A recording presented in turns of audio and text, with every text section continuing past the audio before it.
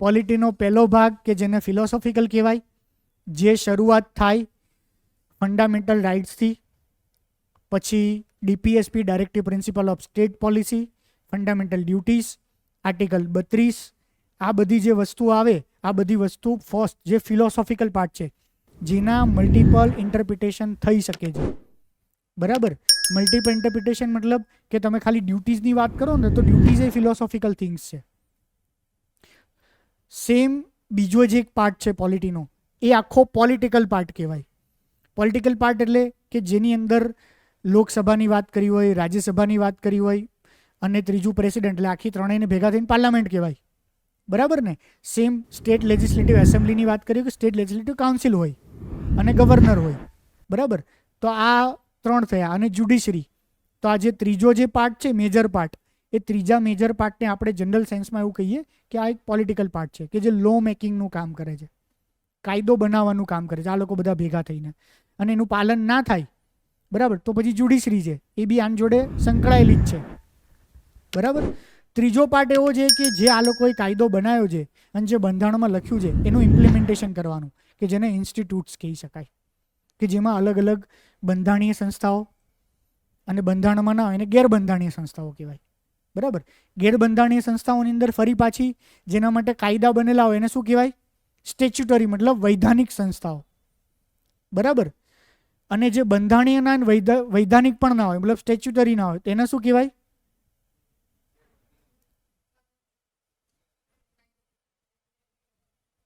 Non statutory, non constitutional.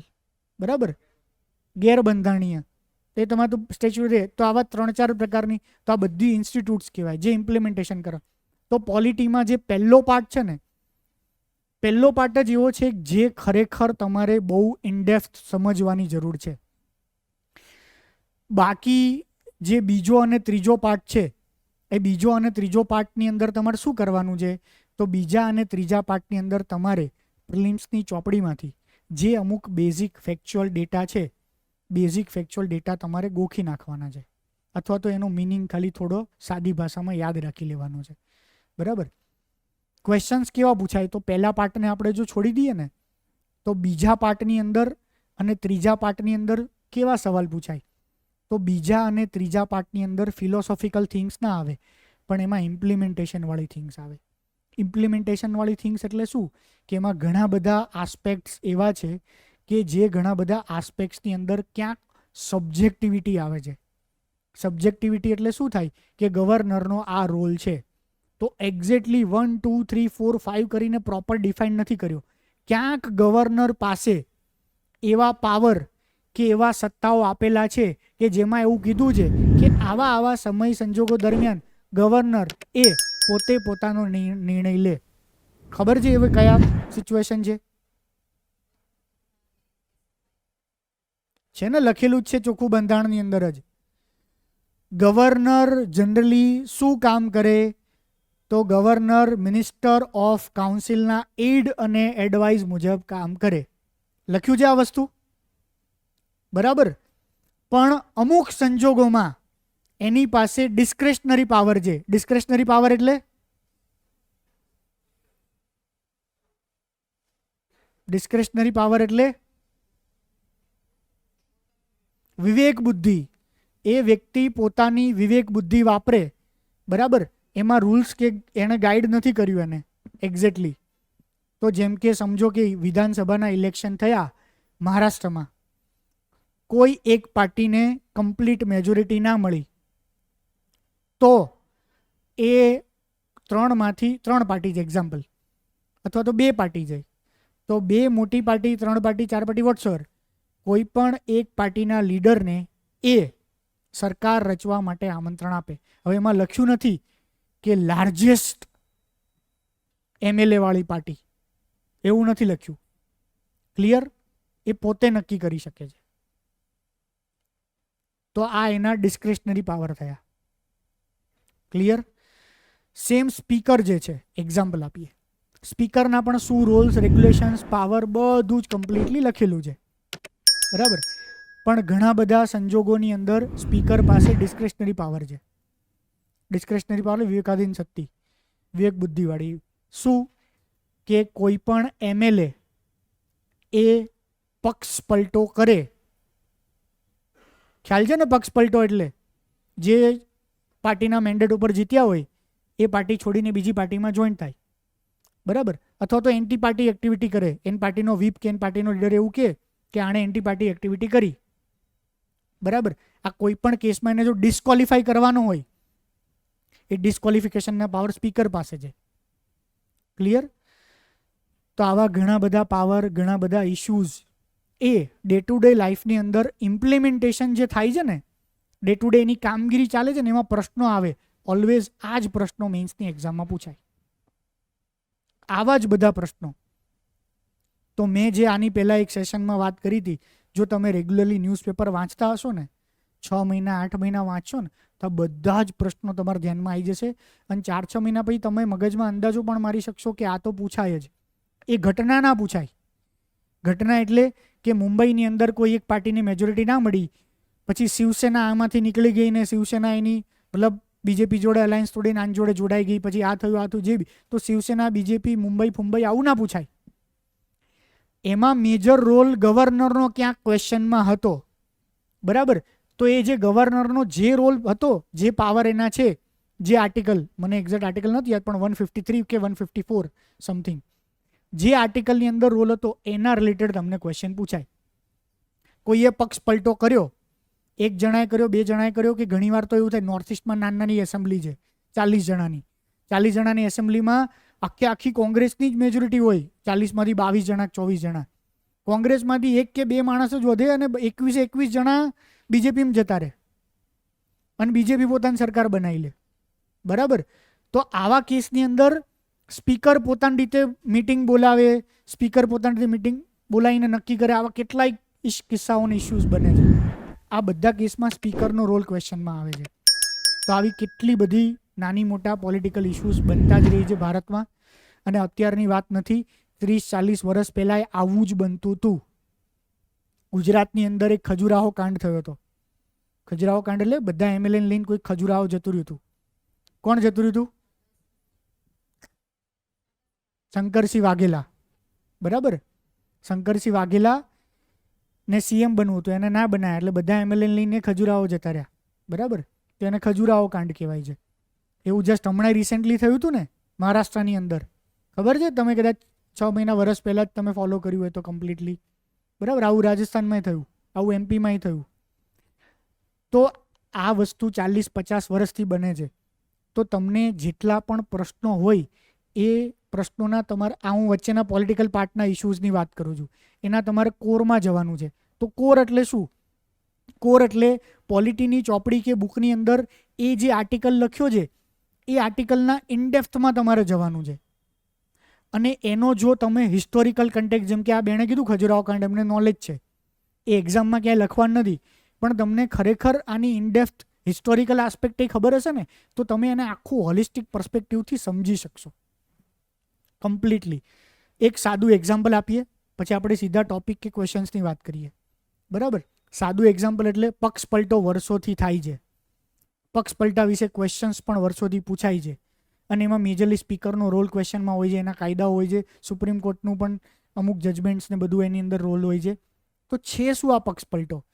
તો સૌથી પહેલી વસ્તુ, જ્યારે બંધારણ બન્યું ને ત્યારે બંધારણના બનાવવાળાને કોઈક વિચાર જ નહીં હોય કે આવું કોઈ કરે. એ લોકોને તો એવું લાગતું હતું કે ભાઈ આ તો એક નોબલ પ્રોફેશન છે, આ તો લોકોની સેવા કરવાવાળું કામ છે. કોઈ પોલિટિશિયન્સ એ થોડો પક્ષ પલટો કરે, બરાબર. અને શરૂઆતમાં 1952નું ઇલેક્શન કોઈ પક્ષ પલટો ના થયો, 57નું ઇલેક્શન કોઈ આવા પ્રશ્નો ના થયા, બરાબર. 57ના ઇલેક્શન પછી શરૂઆતમાં એકાદ આવા પક્ષ પલટાવાળા કેસો બનતા શરૂ થયા. હું આ જે આર્ટિકલ છે ને હું ગ્રુપમાં શેર કરીશ, 4થો પોઈન્ટ બેન લખી નાખજો, આર્ટિકલ પક્ષ પલટાવાળો શેર કરવાનો, હિસ્ટોરિકલ આર્ટિકલ. તો પહેલી વાર કેમ બન્યું? પહેલી વાર નોન કોંગ્રેસ ગવર્મેન્ટ બની 59માં કેરલાની અંદર. ત્યાં સુધી કોંગ્રેસની જ સરકાર બનતી બધા જ સ્ટેટમાં અને કેન્દ્રમાં. હવે પછી બીજા અલગ અલગ રાજ્યોમાં કોંગ્રેસ સિવાયની સરકાર બનતી, તો મેજોરિટીથી ના બનતી, બરાબર. 2-3 નાના પક્ષ, 2-3 નાના લીડર, કોંગ્રેસના પણ 1-2 મોટા લીડર જેને સન્માન ના મળતું હોય કોંગ્રેસમાં, એ બધા કોંગ્રેસમાંથી નીકળી નાના પક્ષ જોડે જોડાય. આ તોડજોડવાળું શરૂ થયું. એ તોડજોડવાળું એક હદ સુધી એટલી આગળ વધ્યું, બરાબર છે. એક પોલિટિશિયનનું નામ ગયારામ હતું, એટલે આયારામ ગયારામ. ગયારામ સવારે એક પાર્ટીમાં, બપોર બીજી પાર્ટીમાં, સાંજે ત્રીજી પાર્ટીમાં. લિટરલી આવું થયું ભારતના ઇતિહાસની અંદર. કોઈ કાયદો હતો જ નહીં, કોઈ ફરક ના પડ્યો. તો ત્યારથી આ આયારામ ગયારામ જે વર્ડ જે છે એ પ્રચલિત છે. એ જ સમયથી આવું બહુ જ ચાલ્યું. પછી તો તમને બધા કદાચ હિસ્ટ્રી વાંચી હશે કે કોંગ્રેસે છૂટી પડી, ઇન્દિરા અને બીજી કોંગ્રેસ, જનતા પાર્ટીની સરકાર આવી, ફરી પાછી 71માં ઇન્દિરા આવી, 76 સુધી ફરી પાછું ઇન્દિરાનું રાજ ગયું, બરાબર. વચ્ચે પાછું બીજી 2 સરકાર બની, બરાબર. એ વચ્ચે 2 સરકાર બની ત્યાં સુધીમાં રાજ્યનો તો તમે ઇતિહાસ વાંચ્યો જ નહીં હોય કે બધા રાજ્યની અંદર તો આવું બહુ જ રૂટીન ચાલતું હતું. આખા એમએલએની સીધી ખરીદી કરી લે, આમ કરી લે, તેમ કરી લે. આ બધી જ વસ્તુ હાઈએસ્ટ લેવલે હતી. 2-3 વાર આ કાયદો બનાવવાનું સ્ટાર્ટ કર્યું, પણ નુકસાન કોને છે? પોલિટિશિયન જ છે ને. તો જે કોંગ્રેસ કે જે પાવરમાં હોય ને એ જ આ સ્ટ્રોંગ કાયદો બનાવવા નથી માગતી. સમજ્યા? નુકસાન તો એને થાય ને આ વસ્તુથી, કારણ કે એને કાલ સવાર રાજ્યમાં સરકાર બનાવવા માટે જરૂર પડે બીજાની. તો ખરેખર પોલિટિશિયન્સની ઈચ્છા જ નથી આ કાયદો બનાવવાની. સારો કાયદો બની જ ના શક્યો, બરાબર. 2-3 કમિટી બેસાડી, એ 2-3 કમિટીએ સારા રેકમેન્ડેશન્સ આપ્યા.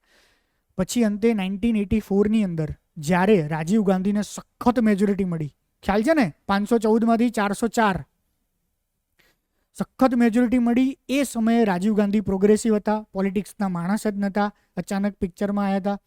એટલે એને ખબર પડી કે આ ખરેખર પ્રોગ્રેસિવ, પોઝિટિવ અને સારું સ્ટેપ છે. એને ઇનિશિયેટિવ લઈને પહેલીવાર આ કાયદો બનાવ્યો. આ કાયદો માટે અલગ શિડ્યુલ એડ કર્યું. કયું શિડ્યુલ? 10મું શિડ્યુલ, અનુસૂચિ. બંધારણમાં 10મી અનુસૂચિ, 10મું શિડ્યુલ એડ કર્યું, બરાબર. અને પછી બંધારણની અંદર સુધારો પણ કર્યો. કયો બંધારણીય સુધારો? 51મો બંધારણીય સુધારો કરીને, બરાબર. આને શું કહેવાય? આ કાયદાને શું કહેવાય? પક્ષાંતર વિરોધી કાયદો, બરાબર છે. તો પ્રોપર આખો કાયદો બન્યો. આ કાયદામાં ફરી પાછો એક સુધારો આવ્યો. એ સુધારો આવ્યો અટલ બિહારી વાજપેયીના સમયે 2001ની અંદર, બરાબર. એ સુધારો આવ્યો એટલે એની અંદર પક્ષાંતર વિરોધી કાયદામાં થાય કેવું કે ભાઈ કાલે સવારે એવું થતું હતું કે પક્ષનો મેઇન લીડર જ કદાચ રોંગ, ખોટા રસ્તે ચાલતો હોય, બીજા બધા સાચા છે, એક્ઝામ્પલ તરીકે, બરાબર.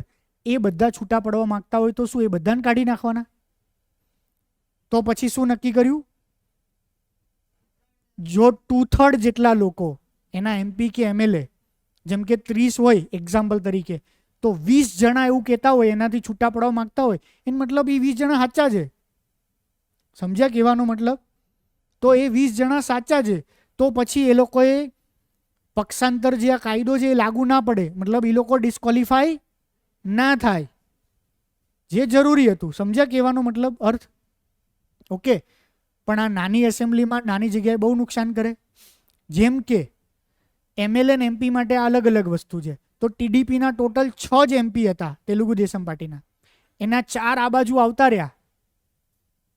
આવું થયું છે હમણાં જ, ખ્યાલ આવ્યો? સેમ નોર્થ ઇસ્ટમાં એવું જ થાય. નોર્થ ઇસ્ટની અંદર છે ટોટલ 18 એક્ઝામ્પલ તરીકે. જો 12 કે 13 ને લઈ લે તો સીએમ, સ્પીકર ને 4 મોટા હેવીવેટ છોડી દઈએ. એવું જ થાય છે. ક્લિયર? તો આના પણ લૂપહોલ છે. પછી અમુક અત્યારની પ્રેક્ટિકલ વાતો. આ મેં તમને જસ્ટ એક્ઝામ્પલ આપ્યું કે જે મોટા ઇશ્યુઝ બને છે એ બહુ મોટા નથી. હાઈએસ્ટ કેસની અંદર આ વચ્ચેનો ભાગ જે આપણો મેં કીધો, વિધાનસભા, વિધાન કાઉન્સિલ, રાજ્યસભા, લોકસભા, એમાં સ્પીકર આવી ગયા, ગવર્નર આવી ગયા, પ્રેસિડેન્ટ આવી ગયા, પછી lower court, higher court, supreme court, આ જેટલી પણ વસ્તુ આવી ગઈ, આ બધાનું ફંક્શનિંગમાં બંધારણના ઇશ્યુઝ, બધા જ ઇશ્યુઝ ભેગા કરો ને, બધા જ ઇશ્યુઝ હાઈએસ્ટ કેસમાં 50 પણ ના બને. 50 તો મેં હાઈએસ્ટ કીધા, બરાબર. 25 થી 30 ઇશ્યુ કરો, બધા જ ઇશ્યુ આવી ગયા. આ 25 થી 30 ઇશ્યુના મેં જે તમને કીધું એ હિસ્ટોરિકલ કન્ટેક્સથી, બરાબર. અને આપણે જેટલા પણ બોલ્યા કે અનુસૂચિ, બંધારણીય સુધારો, આ તે, એના 5 થી 7 ફેક્ચ્યુઅલ ડેટા, આટલું જો તમે યાદ રાખ્યું હશે અને કરંટમાં જે ઘટના બની હશે એ તમારા જવાબમાં ઉલ્લેખ હશે, બરાબર, તો તમારો આન્સર બીજા બધા કરતાં પરફેક્ટ થઈ ગયો. પણ તમારે એ સમજવાની જરૂર છે કે પ્રિલિમ્સના જે સોર્સ વાંચો છો, પ્રિલિમ્સમાં જે રીતે વાંચ્યું છે એ રીતે વાંચશો ને એ સોર્સ વાંચશો તો મેન્સનો એક પણ આન્સર નહીં લખી શકાય. અને અથવા તો લખશો તો એકચ્યુઅલી ક્વેશ્ચનની જે ડિમાન્ડ છે એ પ્રમાણે આન્સર નહીં હોય, માર્ક્સ નહીં મળે અને ફેલ થશો. મેં કેટલા એવા છોકરા જોયા છે, હમણાં કાલે જ કોઈની વાત થતી હતી, 2017માં એક ગ્રુપ છે અમારું, મતલબ કે જે મારા ફર્સ્ટ સ્ટુડન્ટ્સ હતા, અત્યારે ફ્રેન્ડ જેવા થઈ ગયા છે બધા. એમાંથી બધા મોટાભાગના ડીસી ડીવાયએસપી બધા બની ગયા. એક છોકરો હજી તૈયારી કરે છે અને ડેડિકેશનથી માંડ 1-1.5 દિવસનો બ્રેક લીધો હશે. બધી જ મેઇન્સ એણે લખી છે, બધી જ મેઇન્સ, બરાબર. તો ક્યાંક એની એવી કચાશ હશે, બધી પ્રિલિમ ક્લિયર થાય, મેઇન્સ નથી થતી, 1 ના થાય, 2 ના થાય, 4 ના થાય, એમાં નસીબનો પ્રોબ્લેમ નડે, બરાબર. પણ ધારો કે એ માણસ 8, 10, 12 મેઇન્સ આપે ને 8, 10, 12 મેઇન્સ ના થાય, એનો મતલબ મેઇન્સ માટેનું એનું ઓરિએન્ટેશન જ હજી નથી આવ્યું. એટલે મેં તો ખાલી જસ્ટ એટલું કીધું કે હું એની જોડે આટલો ફ્રેન્ડલી છું, આટલું સરસ છે, તો એટલીસ્ટ આપણા ક્લાસ એના માટે ખુલ્લા છે, આપણે અહીંયા આવી શકીએ માણસ, બરાબર. પણ એ જે બી કહી છે એ માણસ નથી આવતો. પણ એનો જે ખાસ ભાઈબંધ જે પાસ થઈ ગયો છે ને, એણે ખાલી એક જ વાત એણે મજાકમાં કીધી એમ કે તું જો સલાહ આપવાનું બંધ કરીશ ને તો તું પાસ થઈ જઈશ. તો પ્રોબ્લેમ શું થાય, વ્યક્તિને એવું લાગે કે મને તો બધું આવડે જ છે એટલે એ કોઈ પાસે ગાઈડન્સ લેવા ના જાય. મારી વાત નથી કરતો, પણ એના ભાઈબંધો પાસ થયો એની પાસે લેવા જાય એટલીસ્ટ. તો મેઇન્સમાં ક્યાંક તમારી જોડે એવું ના થાય, બરાબર. એવું ના થાય એનો મતલબ કે તમે પહેલું અત્યારથી જ એવું સમજો કે પ્રિલિમ્સ અને મેઇન્સ અલગ છે, બંનેના ક્વેશ્ચન્સ અલગ છે. આ તમને જે સમય રિયલાઇઝ થશે તો તમને ખ્યાલ આવવો જોઈએ કે બંનેની સ્ટ્રેટેજી અને સોર્સ અલગ છે. તો આજે આપણે વાત કરીશું પોલિટીની સ્ટ્રેટેજી, પોલિટીની સોર્સ. પણ કોઈ પણ વસ્તુની સ્ટ્રેટેજી બનાવવા માટે આપણે એનો અભ્યાસ કરવો પડે, બરાબર છે. કોઈ પણ વ્યક્તિ યુદ્ધની સ્ટ્રેટેજી બનાવે તો શું સ્ટેક પર છે એને ખબર હોવી જોઈએ કે ભાઈ પાકિસ્તાન પાસે શું સૈન્ય છે, શું ફોર્સ છે, હવાઈ દળ કેટલું છે, પાયદળ કેટલું છે, ન્યુક્લિયર આર્સેનલ કેટલા છે, ન્યુક્લિયર આર્સેનલ યુઝ કરવાની સત્તા કોની પાસે છે, અત્યારે પોલિટિકલ પાર્ટી સ્ટ્રોંગ છે કે એની આર્મી સ્ટ્રોંગ છે, ISIનો કેટલો રોલ છે. ચલો પાકિસ્તાન તો પપલું છે અને આપણે હુમલો કરી જ દઈએ પાકિસ્તાન પર, બરાબર. પણ શું પાકિસ્તાનની બેકઅપમાં બીજું કોઈ છે, અમેરિકા કે રશિયા કે બીજું ત્રીજું ચોથું કન્ટ્રી બેકઅપમાં છે, તો શું એની જોડે કોન્ફ્રન્ટેશન થવાની સંભાવનાઓ છે? આ બધી વસ્તુઓ છે, બરાબર. તો સ્ટ્રેટેજીને વોર કરતી વખતે બધું કરવું પડે, બરાબર. તો હવે આ સ્ટ્રેટેજીને વોરની ખાલી જસ્ટ એક્ઝામ્પલ આપું, પછી આપણને ખબર પડે કે આની સ્ટ્રેટેજી કેવી રીતે બનાવાય. 1971માં જ્યારે બાંગ્લાદેશને લિબરેશનવાળું આપણે વોર કર્યું, એ સમયે બહુ જ ઇઝીલી આપણે બાંગ્લાદેશને એટલે ઈસ્ટ પાકિસ્તાનને હરાવી દીધું, છેક ઢાકા સુધી પહોંચી ગયા. ઈસ્ટ પાકિસ્તાન ઘૂંટણેને શરણે આવી ગયું, ખરા ખ્યાલ છે ને કમ્પ્લીટલી આખી સિચ્યુએશનમાં. ત્યારે કોણ હતા આર્મી ચીફ? માણેક શાહ, ખ્યાલ છે ને બધાને, અને ઇન્દિરા ગાંધી, આ 2 જણા હતા મેજર. તો એ સમયે ઇન્દિરા ગાંધી જે હતા, ઇન્દિરા ગાંધીનો થોડોક સ્ટ્રોંગ ઓપિનિયન એવો હતો, બરાબર, કે આપણે આ બાજુ સિંધમાં પણ ગતિ કરીએ, સિંધમાં ગતિ કરીને ઇન્ડસ રિવર સુધી પહોંચી જઈએ, ઇન્ડસ રિવર સુધી પહોંચી જઈએ અને સિંધને બદલામાં પછી પાકિસ્તાનને આમ ટ્વિસ્ટ કરીને POK અને આ બંનેને સ્વેપિંગ કરીએ. આવું ઇન્દિરા ગાંધીની પોલિટિકલ સૂઝ કે એનો આઈડિયા, એનો વિચાર કે આ બધું હતા. એટલે માણેક શાહે તરત વિચાર્યું કે આ જે સ્ટ્રેટેજી છે એના માટે કેવી રીતે સ્ટ્રેટેજી બનાવાય, બરાબર. તો માણેક શાહ એના માટે સ્ટ્રેટેજી બનાવવાનું ટ્રાય કર્યું, એણે બધા જ ઓપ્શન્સ વિચાર્યા, બધી જ વસ્તુ કરી. એ જ સમયે માણેક શાહને એવો ન્યૂઝને એવા ખ્યાલ આવ્યો કે પેલી બાજુથી ઈરાન જે છે, ઈરાનને પણ સાઉથ બાજુ પાકિસ્તાનની બોર્ડર અડે છે, ખ્યાલ છે ને ઈરાન. તો ઈરાન પણ ત્યાં એની આર્મી એ કમ્પ્લીટલી રેડી હતી 100%. એણે એમના સોર્સ સાથે સેટેલાઇટ ઇમેજ અને આ બધી જ વસ્તુ મેળવી અને એને ખબર પડી કે એની આર્મી તો પાકિસ્તાન બોર્ડર પર રેડી જ છે કમ્પ્લીટલી. જો ભારત આ બાજુથી આગે કૂચ કરશે તો તરત એની આર્મી આગે કૂચ કરશે, એ પણ એના વેસ્ટ બેંક, ઇન્ડસ રિવરના આપણે ઈસ્ટ બેંક પર હોઈએ તો એના વેસ્ટ બેંક પર પહોંચી જશે અને આપણું અને ઈરાનનું કોન્ફન્ટ્રેશન થશે. આપણું અને ઈરાનનું કોન્ફન્ટ્રેશન થશે તો ત્યારે એ એરિયાની અંદર જે મિડલ ઇસ્ટમાં એક બહુ જ હાઈએસ્ટ અને પીક લેવલે હતું. જે ઈરાન અને ઇઝરાયલ વચ્ચેના પ્રોબ્લેમ ગણો, ઈરાન અને સાઉદી અરેબિયા વચ્ચેના પ્રોબ્લેમ ગણો, બરાબર. તો મિડલ ઇસ્ટનું એક પોલિટિક્સ હતું. એ પોલિટિક્સમાં ભારત ડાયરેક્ટ એડ થઈ જશે તરત જ. અને એ એડ થશે એટલે કમ્પ્લીટલી રશિયા અને યુએસ આવશે. માણેકશોએ રશિયન રાજદૂતને બોલાયા, એની જોડે વાત કરી. રશિયન રાજદૂતે આ વાત કન્ફર્મ કરી અને રશિયન રાજદૂતે સિમ્પલ એવી સલાહ આપી, જો તમે આવું કરશો તો અનનેસેસરીલી આ જે વોર છે એ વોરમાં મિડલ ઇસ્ટ ને બધું એડ થઈ જશે, તમે મિડલ ઇસ્ટના કોન્ફ્લિક્ટમાં એડ થઈ જશો અને પછી આ વર્લ્ડ લેવલના વોરમાં આગળ વધશે. એટલે પછી આ સ્ટ્રેટેજી તરત મૂકી દીધી. તો શું સ્ટેક પર હોય આ બધી જ વસ્તુ વિચારવી પડે કોઈ પણ સ્ટ્રેટેજી બનાવવા માટે, બરાબર. તો આપણે પોલિટીની સ્ટ્રેટેજી બનાવી હોય તો એક્ઝેક્ટલી પોલિટીમાં કયા પ્રકારના ક્વેશ્ચન્સ પૂછાય છે એ આપણને ખ્યાલ હોવું છે. આપણે 3 ક્વેશ્ચન જોઈએ ફાસ્ટ, બરાબર છે. એ 3 ક્વેશ્ચન્સ, એક તો પહેલાં જીપીએસસીના પ્રીવિયસ યર્સના ક્વેશ્ચન પેપર જોઈએ ક્લાસ 1-2 વાળા, પછી યુપીએસસીના જોઈએ. યુપીએસસીના બહુ ક્વિક જોઈએ, બરાબર. પણ તમને ખબર પડે કદાચ જીપીએસસી અઘરા લેવલના સવાલ પૂછે તો આ લેવલ સુધી જઈ શકે. એ પછી આપણે ડીવાયએસઓ અને એસટીએ વાળા પેપર જોઈએ, જેથી આપણને ખબર પડે 5 પોલિટીના ક્વેશ્ચન્સ છે તો મે બી 1 કે 2 આવા ઇઝી અને ફેક્ચ્યુઅલ અને સીધાઈ પૂછાઈ શકે. તો આપણે કમ્પ્લીટલી ઓવરઓલ પિક્ચર માટે પ્રિપેર થઈ જઈએ. બીજું, આ ક્વેશ્ચન જુઓ ને તો તમને એવું ખબર પડશે કે દરેક સેક્શનમાંથી એક ક્વેશ્ચન્સ આવે તો તમે મેન્ટલી પ્રિપેર્ડ હોજો. એક ક્વેશ્ચન ફંડામેન્ટલ રાઇટ્સમાંથી પૂછાય, ફંડામેન્ટલ રાઇટ્સ કે ડીપીએસપી કે ડ્યુટીવાળો એક ક્વેશ્ચન પૂછાય, બરાબર. એકાદ ક્વેશ્ચન સુપ્રીમ કોર્ટનો પૂછાય, એકાદ ક્વેશ્ચન પાર્લામેન્ટના રિલેટેડ, મે બી ગવર્નર, સ્પીકર, પાર્લામેન્ટનું ફંક્શનિંગ એવું પૂછાય. એકાદ ક્વેશ્ચન આ જે ઇન્સ્ટિટ્યૂટ છે કે ઇલેક્શન કમિશન કાગળ પરનો વાક છે, નેશનલ હ્યુમન રાઇટ કમિશન કાગળ પરનો વાક છે, કે પછી જનરલ કે ગવર્મેન્ટ જે પણ છે આ જેટલી પણ ઇન્સ્ટિટ્યૂટ્સ ઈડી ફીડી નામ ના લખ્યું હોય, કદાચ નામે લખ્યું હોય કે જેટલા ઇન્સ્ટિટ્યૂટ છે એ સરકારી મશીનરીનો ઉપયોગ જે સરકાર અત્યારે કરી રહી છે, 2 ધારી તલવાર છે કરી રહી છે ને, ઈડી, સીબીઆઈ, બીજી ત્રીજી ચોથી સંસ્થાઓનો પોલિટિકલ ઉપયોગ થઈ રહ્યો છે. આ કન્ટેક્સમાં બી સવાલ પૂછાય. તો આપણને ખબર હોવું જોઈએ કે આવા મલ્ટિપલ ક્વેશ્ચન પૂછાય. કોઈ ક્વેશ્ચન કોઈ કાયદો પસાર કર્યો હોય એનો પૂછાય, કોઈ ક્વેશ્ચન સુપ્રીમ કોર્ટના જજમેન્ટવાળો પૂછાય. તો આ 5-6 એંગલથી ક્વેશ્ચન્સ પૂછાય અને કયા પ્રકારના ક્વેશ્ચન્સ પૂછાય એ બધા ક્વેશ્ચન્સ આપણે એનાલાઇઝ કરવાના છે. The Constituent Assembly of India provided for an equal social and regional representation in its composition. ભારતની બંધારણ સભાએ તેની રચનામાં સમાન સામાજિક અને પ્રાદેશિક પ્રતિનિધિત્વ માટેની જોગવાઈ કરી છે. તો આ બંધારણીય સભા જે છે એ કેવી રીતે બની હતી, એના મેમ્બર્સનું સિલેક્શન કેવી રીતે થયું હતું, બરાબર. એ ક્વેશ્ચન છે. કમ્પ્લીટલી સીધો અને ફેક્ચ્યુઅલ ક્વેશ્ચન છે ને, સીધો અને ફેક્ચ્યુઅલ ક્વેશ્ચન કે બંધારણીય સભામાંથી શું હતું કે જેટલા પ્રોવિન્સ એવા હતા જેને બ્રિટિશ પ્રોવિન્સ કહેવાય એમાંથી મેમ્બર્સ હતા. શરૂઆતમાં પાકિસ્તાનને એમાંથી હતા, પછી અલગ થઈ ગયું એટલે એના મેમ્બર્સ જતા રહ્યા, બરાબર ને. પ્રિન્સલી સ્ટેટમાંથી મેમ્બર્સ હતા, ખ્યાલ છે ને.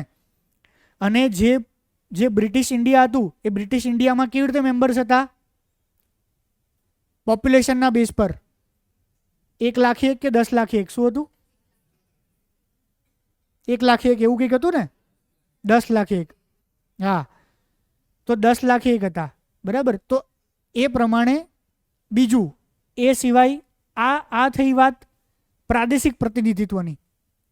હવે તમારે લખવાનું છે સામાજિક પ્રતિનિધિત્વ. તો હવે જેમ મેં તમને ગુજરાતી, ઇંગ્લિશ અને એથિક્સ માટેની વાત કરી, જીએસ માટે બેસ્ટ આન્સર રાઇટિંગ એને કહેવાય કે જે આન્સર રાઇટિંગની અંદર તમે ક્વેશ્ચન્સની ડિમાન્ડ સમજો. ક્વેશ્ચનની ડિમાન્ડ તમે ત્યારે સમજો જ્યારે કીવર્ડ પકડો. જે 2 કે 3 કીવર્ડ હોય એ તમારા આન્સરના સબ હેડિંગ થયા. ઇન્ટ્રોડક્શન 1 ફકરામાં, બોડી 2 કે 3 પોઈન્ટ્સમાં અને કન્ક્લુઝન 1 લાઇનમાં. બોડીમાં તમારે જે ક્વેશ્ચનની 2 કે 3 કીવર્ડ છે ને એને પકડીને સમજાવવાના હોય. તો તમારે કીવર્ડ અહીંયા થયા સામાજિક અને પ્રાદેશિક, આ 2 વર્ડ. તો તમારા આના જવાબની અંદર આઈડિયલ આન્સર તમારે એવો હોવો જોઈએ કે જેમાં તમે લખો કે ભારતની કોન્સ્ટિટ્યુઅન્ટ એસેમ્બલી એ આ તારીખે આવી રીતે આ 2 જગ્યાએથી પ્રિન્સલી સ્ટેટમાંથી આટલા મેમ્બર, અહીંયાથી આટલા મેમ્બર, આવી રીતે રહીને બનાવવામાં આવી હતી. થાય ને આ ફેક્ચ્યુઅલ? આમાં તમે જેટલા ગોખવામાં માહિર એટલું બેસ્ટ. બરાબર? તમે જેટલો સારો ડેટા લખશો એટલું પેપર ચેકરને એવું લાગશે કે બોસ આને સારું ફેક્ચ્યુઅલ ડિટેલ ખબર છે. તો આવું એક સરળ સાદું સીધું ઇન્ટ્રોડક્શન. એ પછી તમે તરત કનેક્ટિંગ પોઈન્ટ, જે ઇન્ટ્રોડક્શન અને બોડી વચ્ચેનું કનેક્શન. આ બંધારણની એસેમ્બલીની અંદર સોશિયલ અને રિજનલ જે રિપ્રેઝન્ટેશન છે એને ઇક્વલી કમ્પોઝિશન પ્રોવાઈડ કરવામાં આવ્યું, ઇક્વલ જસ્ટિસ આપવામાં આવ્યું હતું. આમ કનેક્ટિંગ કરીને એક સબ હેડિંગ સોશિયલ, એ સોશિયલની અંદર તમારે ફેક્ટ અને ડેટા બતાવીને કહી દેવાનું કે આખું કોન્સ્ટિટ્યુન્ટ એસેમ્બલી હતી, ટોટલ મેમ્બર આટલા હતા. એ ટોટલ મેમ્બરમાંથી સોશિયલ એટલે શું થયું, શું કહેવા માંગે, કેટલા સ્ત્રી હતા, કેટલા પુરુષ હતા. બરાબર? કેટલા અલગ અલગ કાસ્ટ જે હતી એ અલગ અલગ કાસ્ટની અંદર કેટલા લોકોનું રિપ્રેઝન્ટેશન હતું. બરાબર? એમાં કાસ્ટ એટલે ખાસ કરીને રિલિજનની વાત કરવાની કે આટલા શીખ હતા, આટલા મુસ્લિમ હતા, આટલા એંગ્લો ઇન્ડિયન હતા. બરાબર? આ સોશિયલ રિપ્રેઝન્ટ. તો તમારા ઉલ્લેખની અંદર મહિલા, શીખ, મુસ્લિમ, હજી કોઈ બીજી કાસ્ટ હોય, બીજી રિલિજન હોય એ પછી એંગ્લો ઇન્ડિયન, અનુસૂચિત જાતિ, જનજાતિ, આ બધો જ ઉલ્લેખ તમારામાં આવવો જોઈએ. એ પછી સેમ જોગ્રાફિકલી આપણને ખબર જ છે. તો આ બહુ ઇઝી ક્વેશ્ચન છે, ફેક્ચ્યુઅલ ડેટાવાળો છે. આ ક્વેશ્ચન પરથી આપણને એવી ખબર પડી કે આપણી પાસે ફેક્ચ્યુઅલ ડેટા અને ફેક્ચ્યુઅલ ડિટેલ્સ પણ હોવી જોઈએ, તો આપણે ક્વેશ્ચનને સારી રીતે જસ્ટિફાઈ કરી શકીએ. ક્લિયર? બરાબર? હવે આને વધારે રસાળ અને સારો બનાવવો હોય કદાચ, ફોર એક્ઝામ્પલ, તો કોન્સ્ટિટ્યુન્ટ એસેમ્બલી દરમિયાન જે આંબેડકરના કોઈ સ્ટેટમેન્ટ હોય આ રિપ્રેઝન્ટેશન બાબતે, અથવા આ રિપ્રેઝન્ટેશન બાબતે કંઈ ડિબેટ ચાલતી હોય અને કોઈનો ઓપિનિયન એવો હોય, બરાબર, કે આ લોકોને નથી લેવા, આ લોકોને લેવા છે, બરાબર, આવું જો તમે કોઈ એકાદ, જેમ કે મેં હમણાં સ્ટોરી કીધી તમને આ 1971 વાળી, તો ઇન્ટરેસ્ટિંગ લાગી ને? તો આવા આન્સરમાં એકાદ પોઈન્ટ આવો જો તમારી પાસે ડિફરન્ટ અને ઇન્ટરેસ્ટિંગ હોય આના જ રિલેટેડ, રિપ્રેઝન્ટેશનના રિલેટેડ, તો તમારો આન્સર બીજા 5000 છોકરાઓ કરતાં 100% ડિફરન્ટ થઈ ગયો. મળે ક્યાંથી? તો એ મળે 2 જગ્યાએથી. બરાબર? મેં પહેલાં સજેશન કીધું છે, ના જેણે કર્યું આજની તારીખે ફરથી શરૂ કરી દે. નેક્સ્ટ 1 મહિના માટે આપણે પોલિટી ચાલવાનું છે. તો યુટ્યુબની અંદર સંવિધાન સિરીઝ છે, 10 એપિસોડ છે. એ સંવિધાન સિરીઝના 10 એપિસોડ હિન્દી ભાષાની અંદર જ છે. બહુ ઇઝી, બહુ સરળ, બહુ સરસ. પહેલો જ એપિસોડ વાત કરે છે કે ભારતને આઝાદી મળે છે, અંગ્રેજોને બધા સાથે બેઠક કરે છે અને બંધારણીય સભા કેવી રીતે બનાવવાની એની જ વાત ચાલે છે. એ પછી દરેક મિટિંગ છે, દરેક મિટિંગની અંદર દરેક મુદ્દા ઉપર ડિસ્કશન ચાલે છે. પહેલાં તો સમજો, જોરદાર લેવલની તમને ઇન્સાઇટ્સ મળશે. એક મુદ્દા પર સખત ડિસ્કશન થયું છે. પ્રિએમ્બલમાં એક વર્ડ એડ કરવો ના કરવો એના ઉપર ડિસ્કશન થયું છે. બરાબર? કોઈ પણ વાક્ય અધિકાર આપવાની વાત થાય તો એ વાક્યના સ્ટેટમેન્ટ ફોર્મેશનમાં ડિસ્કશન થયું છે કે આ વાક્યને જો આ રીતે લખો તો એનો મિનિંગ આમ થાય, નહીં એને આ રીતે લખો તો મિનિંગ આમ થાય. આ બધા ડિસ્કશન સરસ રીતે બતાવ્યા છે. જે સિરીઝ હોય નેટફ્લિક્સમાં કેવા સિરીઝના ફોર્મેટમાં જ છે, એજ્યુકેશન પર્પઝ માટે છે જ નહીં. તમે જાણે કોઈ સિરીઝ એપિસોડ જોવા એવી જ ફિલિંગ આવશે. હું તો કહું છું, એક વાર નહીં, આ એક્ઝામ પૂરી થાય ત્યાં સુધી 2 વાર જુઓ. એકવાર પોલિટી વાંચતા પહેલાં, બીજી વાર આખો પોલિટી વાંચો, બધું કરી નાખો, પછી બીજી વાર જુઓ. બીજી વાર જોશો ને ત્યારે નવી જ ઇન્સાઇટ મળશે આ વસ્તુને સમજવા માટેની. જો એમાંથી મસ્ત કોટેશન કે વાક્યો કોપી કરો. ક્લિયર? આ મોસ્ટ ઇમ્પોર્ટન્ટ લેસન તમારા માટે. Okay. How the subject in the state list can be transfer to the concurrent list, explain with the example. રાજ્ય યાદીના વિષયોને સમવર્તી યાદીમાં કેવી રીતે બદલાવી શકાય, ઉદાહરણ સાથે સમજાવો. બરાબર? આ ક્યાંથી ખબર પડે હવે આપણને? આવું કંઈ. તો બીજો એક, આ જે મેં તમને પહેલું જે જોવાનું કીધું ને એપિસોડ, 10 જ એપિસોડ છે, 45 મિનિટ કે 1 કલાકના. ઓકે? આ 10 એપિસોડનું નામ છે સંવિધાન. યુટ્યુબની અંદર સંવિધાન સિરીઝ લખશો તો મળી જશે. બીજું એક છે યુટ્યુબની અંદર જ કોન્સ્ટિટ્યુશન @70. એ હિન્દી અને ઇંગ્લિશની અલગ અલગ એપિસોડ છે. constitution@70 એટલે એમાં શું છે? constitution@70 ની અંદર દર 10 વર્ષે 51 થી 60, 61 થી 70, 71 થી 80, 81 થી 90, 91 થી એવી રીતે 70 વર્ષ સુધી, એટલે 2020 હમણાં જ બન્યું છે. આ એપિસોડ 3-4 વર્ષ પહેલા જ બન્યા છે. દર દશકાની અંદર બંધારણમાં કયા સુધારા આવ્યા અને કયા સંજોગોમાં આવ્યા એની આખી 7 એપિસોડ છે. constitution@70 બંધારણના સરસ. અને આ બંધારણના સુધારામાં જેટલા લેન્ડમાર્ક સુધારા છે ને, જે આજની તારીખે રિલેવન્ટ છે, ઇમ્પોર્ટન્ટ છે, પૂછાય છે, આટલી 17 એપિસોડ તમારે જોવાના છે. 10+7 તમને બહુ જ હાર્ડ અને બેઝ જે છે ને, એ હાર્ડ અને બેઝ તમને મળશે બંધારણનો, સરળ અને સરસ ભાષાની અંદર. તો કોન્સ્ટિટ્યુશનમાં સુધારા કેટલી રીતે થઈ શકે? બંધારણમાં સુધારા કઈ રીતે થઈ શકે? 3 રીતે થઈ શકે. એકચ્યુઅલી 4 રીતે થઈ શકે. કોણ કહેશે કઈ 3 રીતે થાય? યસ,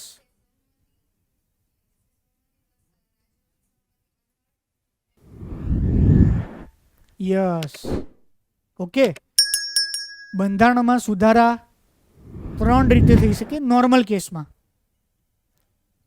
નોર્મલ કેસની અંદર એટલે આર્ટિકલ 368 વગર અને 368 નો ઉપયોગ કરીને. 368 વગર કેવી રીતે થાય? તો 368 વગર સાદી બહુમતીથી. સાદી બહુમતી જેમ કાયદો પસાર થાય નોર્મલ કેસમાં, નોર્મલ કેસમાં કાયદો પસાર થાય એટલે જેટલા હાજર છે, બરાબર, હા, મતલબ એટલા 50% લોકો એની અંદર મત આપી દે, લોકસભામાં, રાજ્યસભામાં, ઊંધું પહેલા રાજ્ય કોઈ પણ રીતે, બરાબર, અને પછી પ્રેસિડેન્ટ એમાં સાઇન કરી દે તો સાદો કાયદો, ખરડો જે કાયદો બની જાય. સેમ એવી રીતે બંધારણમાં સુધારો થઈ જાય. પણ બંધારણના બધા પ્રોવિઝનમાં એવી રીતે સુધારો ના થાય. ઘણા પ્રોવિઝન એવા છે જે ઇમ્પોર્ટન્ટ છે. જે ઇમ્પોર્ટન્ટ પ્રોવિઝન હોય, જો એની અંદર તમારે સુધારો કરવો હોય તો એની અંદર આર્ટિકલ 368 નો ઉપયોગ કરવો પડે. હવે આર્ટિકલ 368 ના ઉપયોગમાં પાછા એ લોકોએ 2 વસ્તુ વિચારી છે. એક થોડી અઘરી અને એક બહુ અઘરી. થોડી અઘરી એટલે જે ઇમ્પોર્ટન્ટ નથી એ પહેલા લિસ્ટમાં આવે, જે હમણાં આપણે ચર્ચા કરીએ. જે ઇમ્પોર્ટન્ટ છે એ બીજા કેસમાં આવે, કે જેની અંદર સ્પેશિયલ મેજોરિટીની વાત કરી છે. સ્પેશિયલ મેજોરિટી એટલે કેટલી?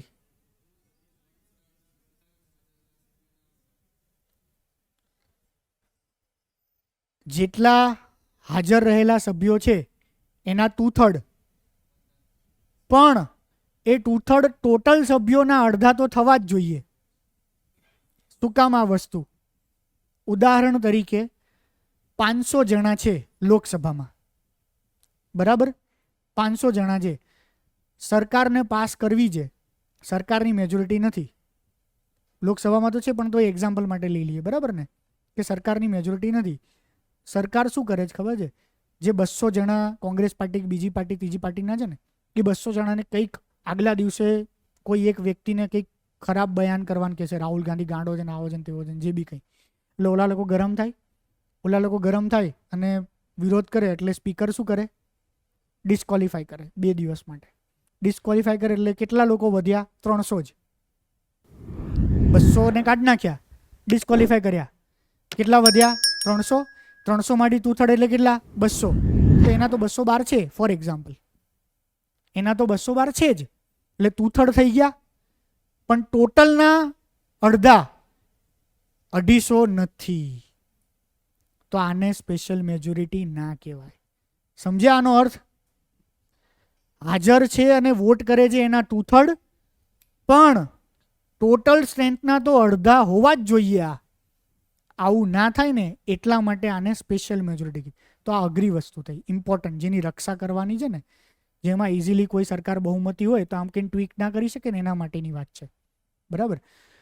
હજી આનથી પણ એક સ્ટેપ અઘરું, કે જેની અંદર એવા વિષય જે રાજ્યના પણ અધિકારને સ્પર્શ કરે છે ક્યાંક, કોઈક રીતે, બરાબર, તો એને આ સ્પેશિયલ મેજોરિટી તો કરવાની જ, એ સિવાય જેટલા રાજ્યો છે એ બધાની વિધાનસભામાં જાય અને એમાંથી અડધા રાજ્યો 28 છે તો 14, બરાબર, 30 છે તો 15, જેટલા રાજ્યો છે એ રાજ્યોની વિધાનસભામાં છે ને એની વિધાનસભા અડધા રાજ્યો એને પારિતોષિક કરે, પાસ કરે એટલે થયું. ક્લિયર? આ બીજા પ્રકારનું થયું. એટલે આઈડિયલી 3 જ છે, પણ ચોથું આમ બુદ્ધિવાળો ક્વેશ્ચન થયો, રેરેસ્ટ ઓફ રેર. ચોથી રીત, પ્રેસિડેન્ટ ક્યારેક સીધો વટહુકમ બહાર પાડી દે. પ્રેસિડેન્ટ ક્યારેક સીધો, પ્રેસિડેન્ટને કાયદો બનાવવાની સત્તા છે જ ને. વટહુકમ મતલબ સ્પેશિયલ અને ઇમરજન્સી કેસીસની અંદર પ્રેસિડેન્ટ કોઈ કાયદો બનાવે, જ્યારે પાર્લામેન્ટ બેસે એટલે એને પાસ કરી દે. વધીને કાયદો કેટલા દિવસ ચાલે?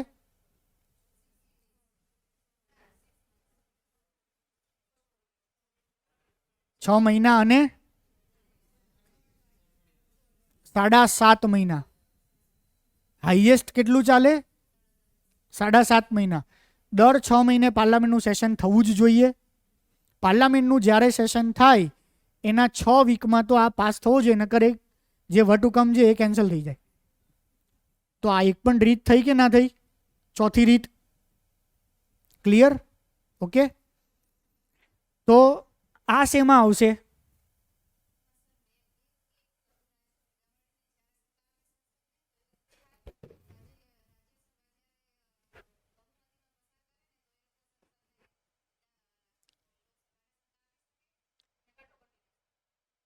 Very good. ઓકે, બેનનું બેઝિક સ્ટ્રોંગ છે. ખરેખર એવું હોવું જોઈએ બધાનું. આખી નવી વિશિષ્ટ વાત એમણે નહીં કરી. આ તમારે બધાને વાંચવામાં આવવું જ જોઈએ. અને આ તો પાછા સ્પેશિયલ કેસીસમાં લખેલું છે. આ એવું નહીં કે તમે બંધારણ વાંચતા ને એમાં ક્યાંક ખૂણામાં પૂછ્યો અને એમાં જ સવાલ પૂછ્યો છે. બરાબર છે? આ તો સ્પેશિયલ 1 2 3 4 5 પોઈન્ટ્સ કરીને કોઈ પણ બંધારણની ચોપડીમાં લખેલું જ છે આ વસ્તુ. આ કેસમાં એવું થાય કે કોઈ એક રાજ્ય જાતે આપી ના શકે, બરાબર? તો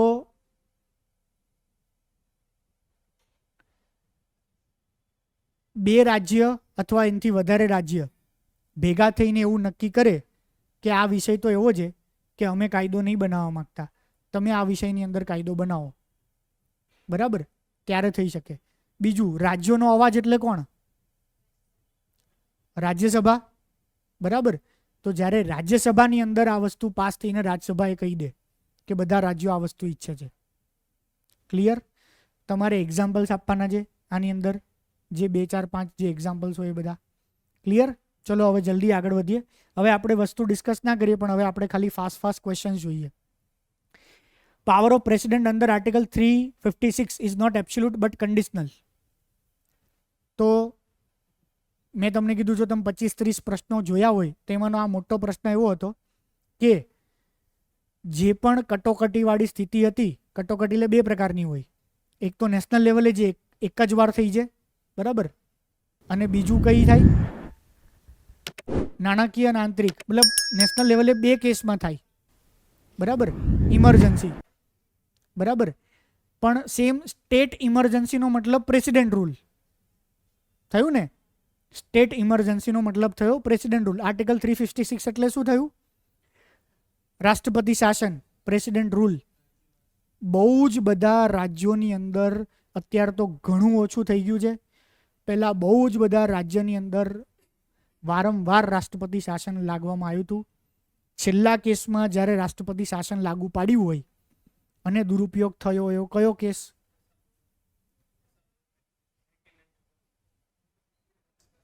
યસ, 370 જમ્મુ કાશ્મીર વાળું, બરાબર? જ્યારે પ્રેસિડેન્ટ રૂલ લાગુ પાડ્યું અને સરકારને પોતાનો બનાવેલો કાયદો પસાર કરવો હોય એ કાયદો પસાર કરી નાખ્યો સરકારે.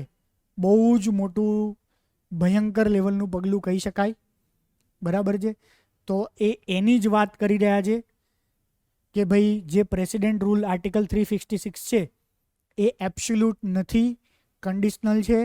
એ કન્ડિશનલ એટલે પ્રોપર બંધારણની અંદર પ્રેસિડેન્ટ પાસે કયા કયા સંજોગોની અંદર 356નો રૂલનો ઉપયોગ કરી શકે એની વાત કરવામાં આવી છે અને એમાં કન્ડિશન આપવામાં આવી છે. એ કન્ડિશન તમારે 2 વસ્તુમાં લખવાની. પહેલો પોઈન્ટ, બંધારણમાં કઈ કન્ડિશન આપી છે એ, અને બીજું એ સિવાય સુપ્રીમ કોર્ટે જજમેન્ટ દ્વારા પણ અમુક કન્ડિશન લાગુ પાડવામાં આવી છે. આ બંને જ કન્ડિશન તમારે લખવાની છે. Clear? Discuss provision of citizenship available for the NRI with it benefit. આ જ્યારે બહુ જ એનઆરઆઈની વાતો ચાલતી હતી એ સમયે એનઆરઆઈ જે સિટીઝનશીપ લઈ શકે એની વાત છે. What is the importance of district planning committee in the participatory development process in India discuss. જો આવા ક્યારેક અઘરા ક્વેશ્ચન્સ પૂછી લે, અઘરા ક્વેશ્ચન્સ એટલે રિસેન્ટ ટાઈમ્સની અંદર જે આપણું થર્ડ ટાયર છે ને એનું મહત્વ વધી રહ્યું છે. મેજર કેસીસની અંદર જીપીએસસી ક્યારે થર્ડ ટાયરના સવાલો નથી પૂછતી, પણ યુપીએસસી ઓલવેઝ અને ઓલવેઝ આવા થર્ડ ટાયરના ક્વેશ્ચન્સ બહુ જ પૂછે. બરાબર? તેમાં પંચાયતની વાત હોય, મ્યુનિસિપલ બોડીઝની વાત હોય, એના રિલેટેડ કોઈ નાની મોટી બોડી, આ ડિસ્ટ્રિક્ટ પ્લાનિંગ કમિટીની વાત કરી છે તો ડિસ્ટ્રિક્ટ પ્લાનિંગ કમિટીની વાત હોય. બરાબર? તો આ બધા જ ઘણા બધા થર્ડ ટાયરના રિલેટેડ ક્વેશ્ચન્સ પૂછાય છે. તો આના માટે આપણે પ્રિપેર્ડ રહેવું પડે. આર્ટિકલ 352 અને 356 જે છે એમાં ઇમરજન્સી રિલેટેડ શું ફરક? ફેક્ચ્યુઅલ ને સીધો જ ક્વેશ્ચન્સ છે. સર્વોચ્ચ અદાલતમાં એડહોક ન્યાયાધીશો નિવૃત્ત ન્યાયાધીશો નિમણૂક અંગેની જોગવાઈ, આ પણ સીધો અને ફેક્ચ્યુઅલ જ ક્વેશ્ચન્સ થઈ ગયો ડાયરેક્ટ આપણા માટે. સંસદીય વિશેષાધિકારો અને પ્રતિરક્ષા પણ નોંધ કરો. પાર્લામેન્ટરી પ્રિવિલેજ અને ઇમ્યુનિટીઝ, આ ક્વેશ્ચન્સ અત્યારે હમણાં જ ન્યૂઝમાં આવ્યો હતો. બરાબર? હમણાં ન્યૂઝમાં એટલા માટે આવ્યો હતો કે જેટલા એમપી કે એમએલએ જેટલા છે એ બધા એમપી કે એમએલએને અમુક પ્રિવિલેજીસ આપેલા છે. નોર્મલ માણસ કરતાં એને અલગ સ્પેશિયલ પ્રિવિલેજ, એની ઉપર ક્રિમિનલ કેસ હોય, એની ઉપર સિવિલ કેસ હોય, એની ઉપર બીજા બધા કેસ હોય. નોર્મલ માણસ સાથે અલગ ટ્રીટમેન્ટ થાય, એ માણસ સાથે અલગ ટ્રીટમેન્ટ થાય. નોર્મલ માણસ કંઈ બોલે કંઈ કરે તો એના એક્શનનું અલગ હોય. પણ જ્યારે કોઈ પણ એમપી કે એમએલએ તરીકે પાર્લામેન્ટમાં કંઈ બોલી રહ્યા છે તો એની ઉપર અમુક એક્શન્સ લેવામાં નથી આવતી. બરાબર? એઝ એ મિનિસ્ટર કે એઝ એ એમપી કે એમએલએ તરીકે એણે કોઈ કાર્ય કર્યું છે, એ કાર્ય દરમિયાન પણ એની ઉપર કોઈ સિવિલ કે ફોજદારી ગુનો કે કેસ નથી કરવામાં આવતો. બરાબર? તો આ ઘણા બધા પાર્લામેન્ટરી પ્રિવિલેજીસ અને ઇમ્યુનિટીઝ છે જેને બહુ જ ક્રિટિસાઇઝ પણ કરવામાં આવે છે ઘણા બધા કેસમાં. કારણ કે પહેલાના સમયની અંદર એ લોકો એથિક્સવાળા માણસો હતા, હવેના સમયમાં એથિક્સવાળા માણસો નથી. એટલે આ બહુ જ અવારનવાર આ વસ્તુ ક્વેશ્ચન્સમાં આવે છે. ઘણા બધા સુપ્રીમ કોર્ટના જજમેન્ટ છે, ઘણી બધી પાર્લામેન્ટની જ ઇન્ટરનલ કમિટીઝ બેઠેલી છે. ઇન્ટરનલ કમિટીઝે ઘણા બધા રેકમેન્ડેશન્સ અને સજેશન્સ આપેલા છે આના રિલેટેડ. એટલે આ થોડો ફેક્ચ્યુઅલ ક્વેશ્ચન થયો અને થોડો ફેક્ચ્યુઅલ ક્વેશ્ચન્સની સાથે થોડો કરંટ અફેર્સ વાળો question. It is not a novel feature framed in the constitution for parliamentary democracy. Analyse the statement made by Baba Saheb Ambedkar for DPSP, directive principle of state policy. બરાબર? કે ભારતની અંદર લોકશાહી છે તો કયા પ્રકારની લોકશાહી છે? તો એક ડાયરેક્ટ લોકશાહી હોય, એક પાર્લામેન્ટરી લોકશાહી હોય. બરાબર? ઘણા બધા કેસમાં મોનાર્ચીવાળી પણ લોકશાહી હોય. મોનાર્ચી મતલબ રાજા છે ને લોકશાહી છે, જેમ કે બ્રિટન છે ને, રાજા પણ છે ને લોકશાહી પણ છે એટ ધી સેમ ટાઈમ. બરાબર? ઘણા દેશની અંદર ડાયરેક્ટ લોકશાહી મતલબ કે લોકો સીધો પોતાનો જે પ્રેસિડેન્ટ કે જે લીડર છે એ ડાયરેક્ટ સિલેક્ટ કરે. આપણે પીએમ તો ડાયરેક્ટ સિલેક્ટ નહીં કરતા, એ તો ખાલી વારાણસીવાળા પીએમને સિલેક્ટ કરે છે એઝ એમપી તરીકે. તો પછી લાર્જેસ્ટ પાર્ટી જે કોઈ પણ માણસને બેસાડે છે અને નક્કી કરે છે કોણ પીએમ હશે. આપણે જ નક્કી નથી કર્યું કે ભાઈ આપણા સીએમ કોણ બનશે. આપણા સીએમ તો આપણે 2-3 છેલ્લા સીએમ ક્યાં કોઈ નક્કી કર્યા? સમજ્યા ને? તો એનો મતલબ આ થયો ડાયરેક્ટ પાર્લામેન્ટરી ડેમોક્રેસી છે આની અંદર. તો ભારતમાં પાર્લામેન્ટરી ડેમોક્રેસી કેમ હોવી જોઈએ? બરાબર? એ બાબા સાહેબ આંબેડકરે કીધું છે. બાબા સાહેબ આંબેડકરે ડીપીએસપીનું જસ્ટિફિકેશન આપ્યું ને એ દરમિયાન એવું કીધું છે કે આપણા માટે આ એક વિશિષ્ટ ફીચર છે. ક્લિયર? તો આ સેમ 2 જગ્યાએથી મળે. એક તમે પ્રોપર લક્ષ્મીકાંતમાંથી ખાલી વાંચ્યું ને ડીપીએસપી, એની અંદર જ આ આખું ડિસ્કશન ને બધું છે. એટલે તમે આ આગળ જેટલા ક્વેશ્ચન ગયા ને પાછળ જેટલા ક્વેશ્ચન જાય ને, મારી 1,00,000% એવી ગેરંટી છે કે એક પણ ક્વેશ્ચન લક્ષ્મીકાંતની બહારનો ના હોય. જે બેઝિક ક્વેશ્ચન્સ હોય એની વાત કરું છું. કમ્પ્લીટલી કરંટ અફેરનો ક્વેશ્ચન હોય, સુપ્રીમ કોર્ટનું જજમેન્ટ કે પાર્લામેન્ટે પાસ કરેલો કાયદો, એની વાત અલગ થઈ. બાકી basic questions not a single questions લક્ષ્મીકાંતની બહારનો હોય. તમને બીજી કોઈ યુપીએસસીની હિન્દી ભાષાવાળી બુક બીજી સારી લાગતી હોય, કોઈ કોચિંગ ક્લાસનું મટીરિયલ સારું લાગતું હોય, યુવા ઉપનિષદની બુક સારી લાગતી હોય કે ચિરાગ ભોરણિયા કાલ સવાર બુક પાડે પોલિટીની એ સારી લાગતી હોય, એક પણ બુક નહીં વાંચવાની. 100% હું 7 વર્ષથી જ્યારથી ભણાવું છું ત્યારથી આ જ વાક્ય બોલું છું, આજે કહું છું ને હજી ભવિષ્યમાં કહીશ કે પોલિટી માટે માત્ર અને માત્ર લક્ષ્મીકાંત જ વાંચો. અઘરી પડે તોય ચાલશે, 2 વાર વાંચો, 3 વાર વાંચો, 4 વાર વાંચો, અને ઇંગ્લિશમાં જ વાંચો. રેર કેસમાં બહુ જ સખત તકલીફ છે તો જ હિન્દીમાં વાંચો, બાકી તમે એને ઇંગ્લિશમાં જ વાંચો. 100% નથી કહેતો, 1000% તમને કહું છું કે તમને બેનિફિટ થશે. એવો જે કન્સેપ્ટ ક્લિયર થશે એ કન્સેપ્ટ ક્લિયર ક્યાંય નહીં થાય તમને. ક્લિયર? ઓકે. બંધારણમાં સુધારો કરવાની કાર્યરીતિ વર્ણવો. હમણાં જ વાત કરી. કોઈ પણ એક મહત્વના બંધારણીય સુધારા પર નોંધ કરો. સિમ્પલ, જે બેસ્ટ હોય, સારામાં સારું હોય, જેમ કે જીએસટી વાળું એ જ કહી શકાય રિસેન્ટ ટાઈમ્સની અંદર. ભાષા આધારે રાજ્યોના પુનર્ગઠનની અગત્યતા, તેની સાથે સંકળાયેલ ઐતિહાસિક પરિપ્રેક્ષ્યમાં ચર્ચા કરો. સેમ આપણે પોલિટીની બુક વાંચીએ એટલે એની અંદર ચોખ્ખું લખેલું જ છે કે ભાષા આધારિત રાજ્યો બનાવવા માટે સૌથી પહેલાં 1953ની અંદર એક કમિશન બેઠું.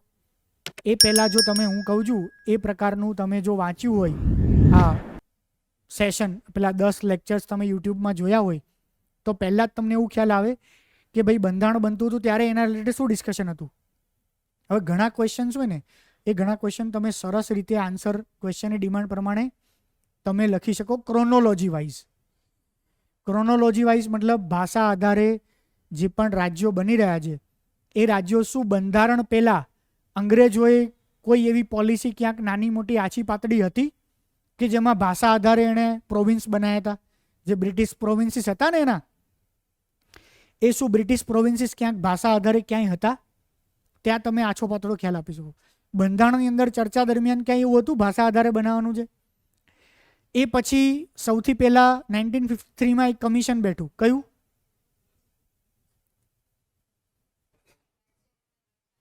ના, એ તો 56માં બન્યું, ફઝલ અલી કમિશન. બરાબર. પછી જેવીપી કમિશન. હા, એટલે મારી ક્રોનોલોજી ખોટી હશે, ચલો, પણ ફઝલ અલી બન્યું, જેવીપી બન્યું, અને જે પણ કંઈ 3 કન્ટેક્સમાં હશે. નો ઇશ્યુ બેન. પછી બેન ક્રોનોલોજી વાઇઝ તમારે આન્સર લખવાનો હોય કે જે 3 કમિશન બન્યા, ફઝલ અલી, જેવીપી, પછી સ્ટેટ રીઓર્ગેનાઇઝેશન કમિશન, આ જે 3 કમિશન બન્યા, એ 3 કમિશન જે બન્યા એ 3 કમિશન સુધી સીમિત નથી રહેવાનું. એ 3 કમિશન દરમિયાન પણ ફાઇનલી આપણે કમ્પ્લીટલી 14 રાજ્યો અને 6 કેન્દ્રશાસિત પ્રદેશો એવું બન્યું ને છેલ્લે. બરાબર. એ પછી પણ લેંગ્વેજ આધારિત રાજ્યો બન્યા. પહેલું જ બન્યું ગુજરાત, તો પછી 60માં આવવાનું. એ પછી ભાષા આધારિત જે રાજ્યોની ડિમાન્ડ થઈ અને જે રાજ્યો એક્સેપ્ટ કર્યા એ સુધી ઐતિહાસિક કન્ટેક્સની આની અંદર વાત કરી રહી છે. ક્લિયર? ડન. તો ઘણા ક્વેશ્ચન્સ તમારે પ્રોપર હિસ્ટોરિકલ કન્ટેક્સમાં ક્રોનોલોજી વાઇઝ તમારે આન્સર્સ લખવાના હશે. એ ક્વેશ્ચન્સની ડિમાન્ડ હશે. દેશમાં લોકસભા, વિધાનસભાની ચૂંટણી એકસાથે કરવી જોઈએ. બંધારણીય કાનૂની પાસાઓને ધ્યાનમાં રાખીને વિવેચનાત્મક ટિપ્પણી કરો. બરાબર. તો એક તો બંધારણમાં ક્યાં આવી વાત કરી છે, કોઈ પ્રોવિઝન છે કે નહીં, બરાબર, અને લીગલી કેવી રીતે પોસિબલ છે એને કન્ટેક્સમાં રાખીને વાત કરી છે. હવે આ સવાલ જો 2 રીતે પૂછાય, શું ભારતમાં લોકસભા અને વિધાનસભાની ચૂંટણીઓ એકસાથે રાખવી જોઈએ, એના ફાયદા અને ગેરફાયદા સમજાવો, તો આખો જવાબ અલગ થઈ ગયો. સમજ્યા હું શું કહેવા માંગુ છું? તો તમારે તમારો ઓપિનિયન આપવાનો છે કે હા ભાઈ રાખવી જોઈએ. કેમ? તો કે ભાઈ રિસોર્સિસ, જે પૈસા કે બધા વપરાય છે, રિસોર્સિસ વચ્ચે પોલિસીમાં બ્રેક આવે. પોલિસી બ્રેક આવે એટલે આપણા પીએમ સાહેબ કેમ્પેનર બની જાય છે. પીએમ સાહેબ કેમ્પેનર બની જાય છે. દર વર્ષે ક્યાંક ઇલેક્શન હોય તો 2-3 મહિના એ ઓફિસમાં ધ્યાન નહીં આપતા અને રખડપટ્ટી કરીને આ જ કામ કરે છે. સિમ્પલ. બરાબર. તો આ પોલિસીમાં બ્રેક પડે છે. પીએમ સાહેબની પણ જેટલા મંત્રીઓ છે એ બધા મંત્રીઓ પણ એકચ્યુઅલી મંત્રાલય ચલાવવાનું હોય. ખરેખર એક હેલ્થનો ઇશ્યુ જ આવે છે પણ હેલ્થ મિનિસ્ટરને કેમ્પેનિંગ માટે જવું પડે છે. તો આ બીજો પ્રોબ્લેમ છે. બરાબર. આવા કેટલા બધા ઇશ્યુઝ છે એના કારણે થવું છે. પણ સામે નુકસાન છે. નુકસાન છે કે સૌથી મોટી વસ્તુ ડેમોક્રેસી કોને કહેવાય? ડેમોક્રેસી એને કહેવાય કે ભાઈ દરેક ઇલેક્શન્સની અંદર દરેક પોતાના રિજનલ મુદ્દા હોય. જ્યારે પંચાયતનું ઇલેક્શન તો એનો પોતાના મુદ્દા હોય. કોઈ ગામવાળા નક્કી કરે કે ભાઈ મારા ગામની સમસ્યા કઈ છે ને આ બેમાંથી કયો માણસ મારા ગામના પ્રોબ્લેમ સોલ્વ કરશે. જિલ્લાનું પરિષદનું ઇલેક્શન તો એમાં એ મુદ્દા હોય. રાજ્યનું ઇલેક્શન તો એના એ મુદ્દા, સ્ટેટ લોકસભાના ઇલેક્શનમાં એના મુદ્દા હોવા જોઈએ. પણ જો આવું કરવામાં આવે તો ખરેખર સ્ટેટના મુદ્દાઓ એ માસ્ક થઈ જશે. બરાબર, કન્સિડરેશનમાં નહીં આવે. તો આ જવાબ આવી રીતે થાય. આ ક્વેશ્ચનની ડિમાન્ડ અલગ છે. આ ક્વેશ્ચનની ડિમાન્ડ એવી છે કે પહેલાં તો 2 સવાલ છે. શું કરવી જોઈએ? તો તમારે હા કે ના લખવાનું છે. એટલે મેં પહેલી ચર્ચા કરી ને એ તો એની અંદર આવી જ જાય, પણ એ બહુ શોર્ટમાં. હા કરવી જોઈએ, આટલા ફાયદા છે, પણ આટલા નુકસાન છે, એના માટે કંઈક વિચારવું જોઈએ. આ 3 નુકસાન લખીને ક્લિયર. પછી બીજો સવાલ છે કે બંધારણ અને કાનૂની પાસાઓને ધ્યાનમાં રાખીને વિવેચનાત્મક ટિપ્પણી કરો. તો હવે 2 રીત થઈ. હજી આમાંય પાછી 2 રીતથી આન્સર લખવાની. પહેલી રીત, પહેલાનો જવાબ આપો 1 પેજમાં, બીજાનો જવાબ આપો બીજા પેજમાં. આ સાદી રીત થઈ. વિશિષ્ટ અને બેસ્ટ રીત શું થઈ? વિશિષ્ટ અને બેસ્ટ રીત થઈ, તમે હા પાડો છો. હા પાડવા માટે તમે લખો અને પછી છેલ્લે લખો કે આ હા પાડવા માટે બંધારણી અને કાનૂની પાસાઓ કયા છે. હવે તમે ના પાડવા માટે લખો છો અને ના પાડવા માટે મતલબ પ્રોબ્લેમ્સ લખો છો ને એમાંય તમે લખો કે કયા લીગલ પ્રોબ્લેમ આવે, કયા કોન્સ્ટિટ્યુશનલ પ્રોબ્લેમ્સ આવે આની અંદર. બરાબર, આવા પાસાઓને લખીને તમારે આન્સર લખવાનો છે એકચ્યુઅલી. તો આગળના સવાલો બધા ફેક્ચ્યુઅલ હતા, સીધા હતા. લગભગ તમારામાંથી બધાના આન્સર સરખા જ હોય. જે વ્યક્તિએ સારું બેઝ કે અન્ડરસ્ટેન્ડિંગ છે, બરાબર, એ વ્યક્તિ કદાચ વધારે ફેક્ચ્યુઅલ ડેટા લખે. પણ ફરી પાછા ઘણા ક્વેશ્ચન્સ એવા આવશે કે જેને સમજવામાં કદાચ આપણે થોડી ભૂલ કરીએ તો બીજા વ્યક્તિ અલગ રીતે આન્સર લખે ને આપણે એને અલગ રીતે આન્સર લખી શકીએ. ક્વેશ્ચન્સની ડિમાન્ડ ડિફરન્ટ હોય. એક્ઝેક્ટ ક્વેશ્ચન્સ શું માગે છે એ પ્રમાણે આપણે સરસ બેસ્ટ જવાબ લખી શકીએ. આ સવાલ હજી પણ પૂછાવાની 100% સંભાવના. તમે જ્યારે મેન્સ આપતા હશો ને ત્યારે આવું કંઈક બની ચૂક્યું હશે. સરકાર પહેલા મહિનામાં 2 મહિનામાં જ આવું કંઈક કરવાનું પ્લાન કરી રહી છે. સરકાર પહેલાં 2-3 મહિનામાં આવું કંઈક કરશે. એટલે આવું કર્યા પછી બહુ બધા રાજ્યોમાં પણ પોતાની સરકાર મે બી આવી જાય.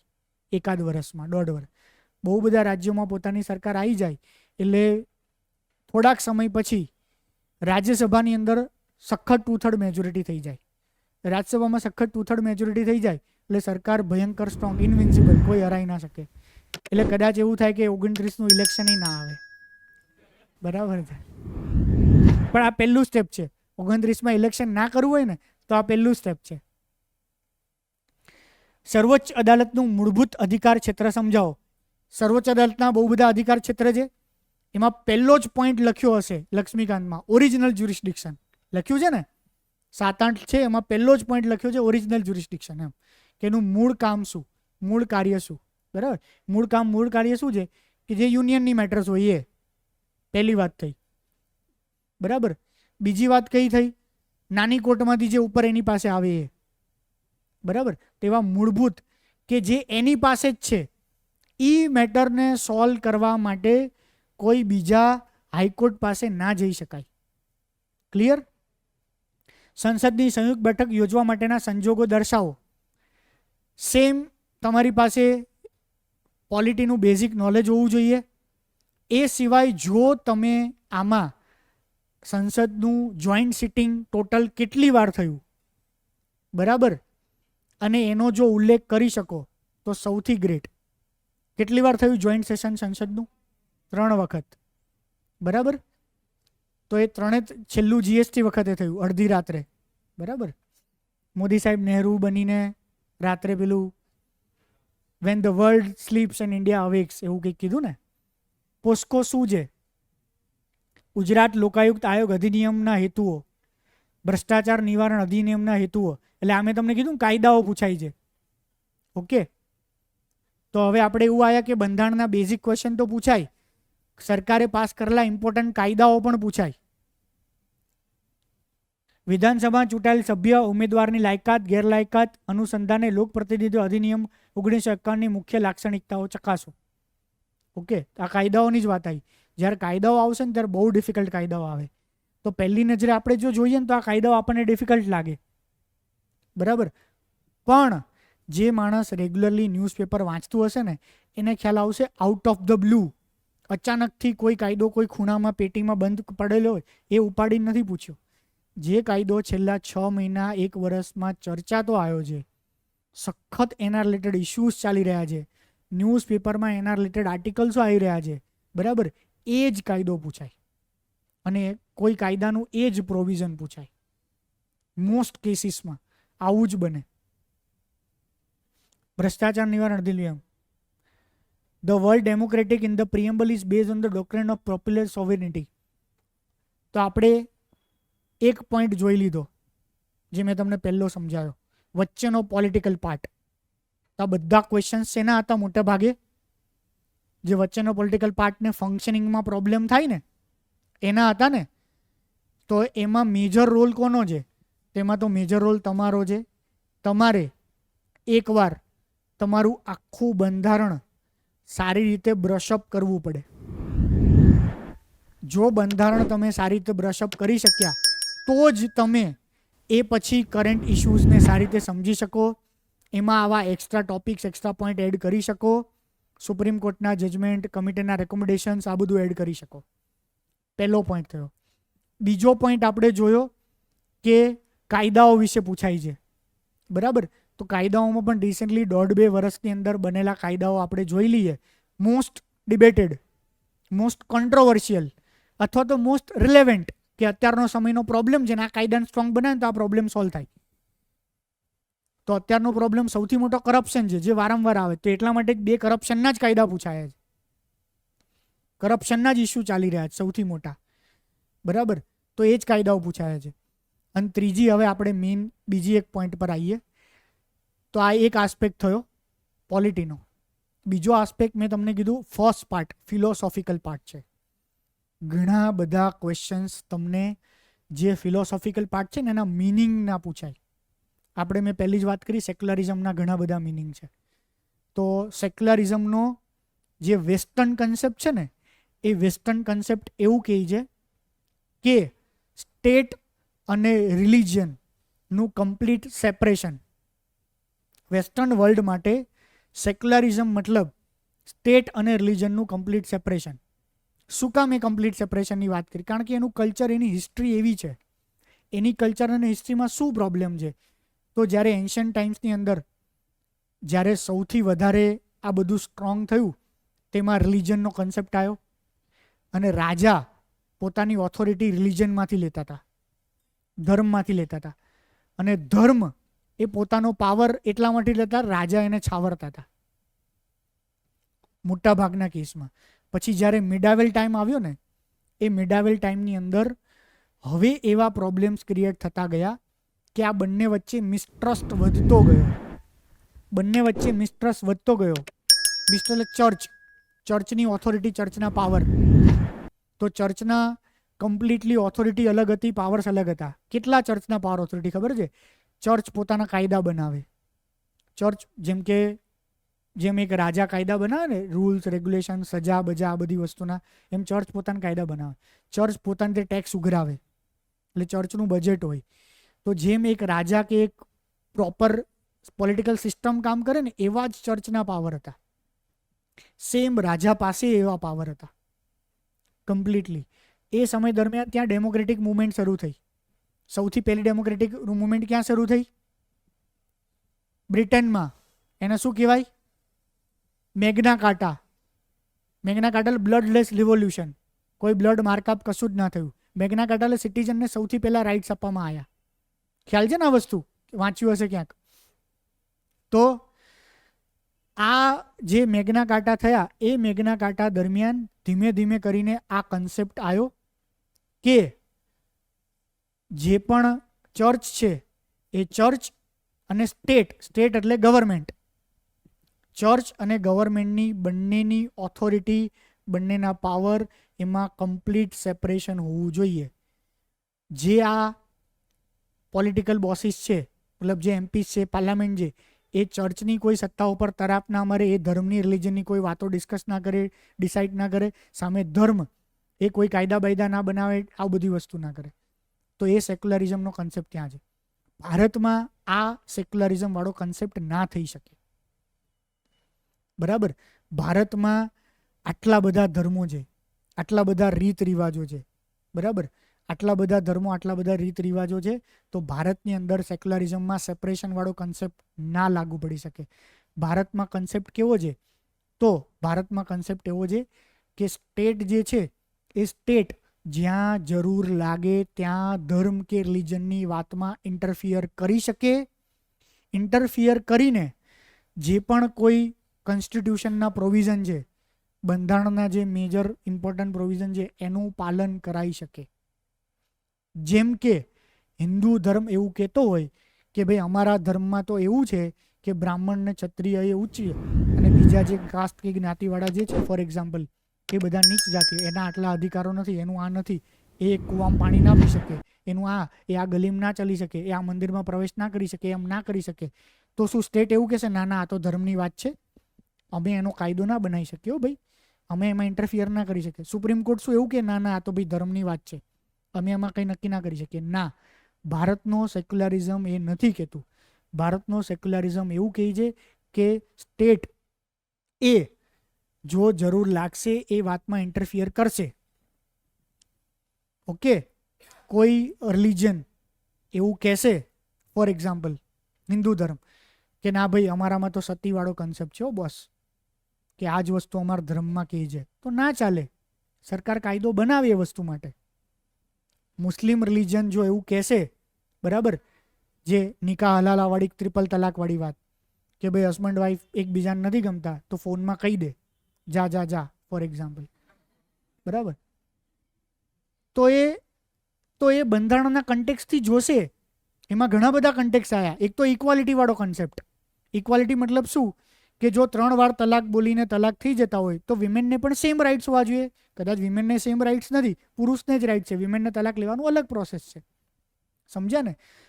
તો કોઈ પણ ધર્મ જે છે એની કોઈ પણ ઇન્ટરનલ વાત હોય, જો એ ઇન્ટરનલ વાત કોન્સ્ટિટ્યુશનના પ્રોવિઝન છે, રાઇટ ટુ ઇક્વાલિટી હોય કે પછી આર્ટિકલ 17ની વાત હોય, આર્ટિકલ 14ની વાત હોય, આર્ટિકલ 15ની વાત હોય, એના અગેન્સ્ટમાં છે તો લેજિસ્લેટિવ મતલબ સ્ટેટ એમાં ઇન્ટરફિયર કરશે. આને કહેવાય પોઝિટિવ ઇન્ટરફિયરન્સ. એ કોઈ પણ રિલિજનની વાત હોય, બરાબર. તો ભારતનો ના સેક્યુલરિઝમનો કન્સેપ્ટ અલગ છે. આ સેક્યુલરિઝમનો કન્ટેક્સ હિસ્ટોરિકલ હોય, કલ્ચરલ હોય. તો આ મેં તમને જે પોઈન્ટ કીધો ને, આ પોઈન્ટ એવો છે કે તમારે દરેકે દરેક વર્ડનો આખો ડિટેલ ડેપ્થ ફિલોસોફિકલ મિનિંગ સમજવો પડશે.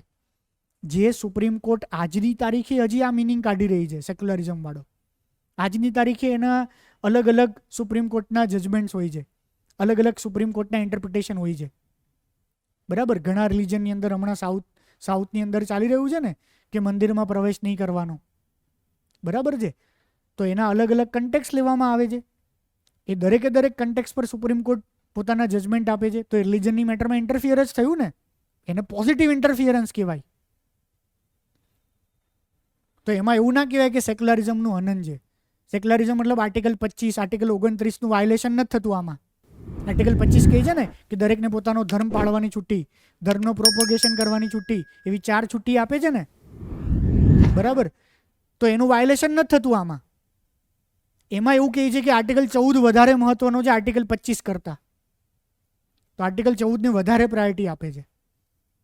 તો આ દરેકે દરેક જે ટર્મ્સ છે બંધારણના, એ બધા ટર્મ્સનો તમારે ફિલોસોફિકલ મિનિંગ શોધવાનો છે, બરાબર. Explain proposition laid out by Supreme Court in composition of President rule in the state.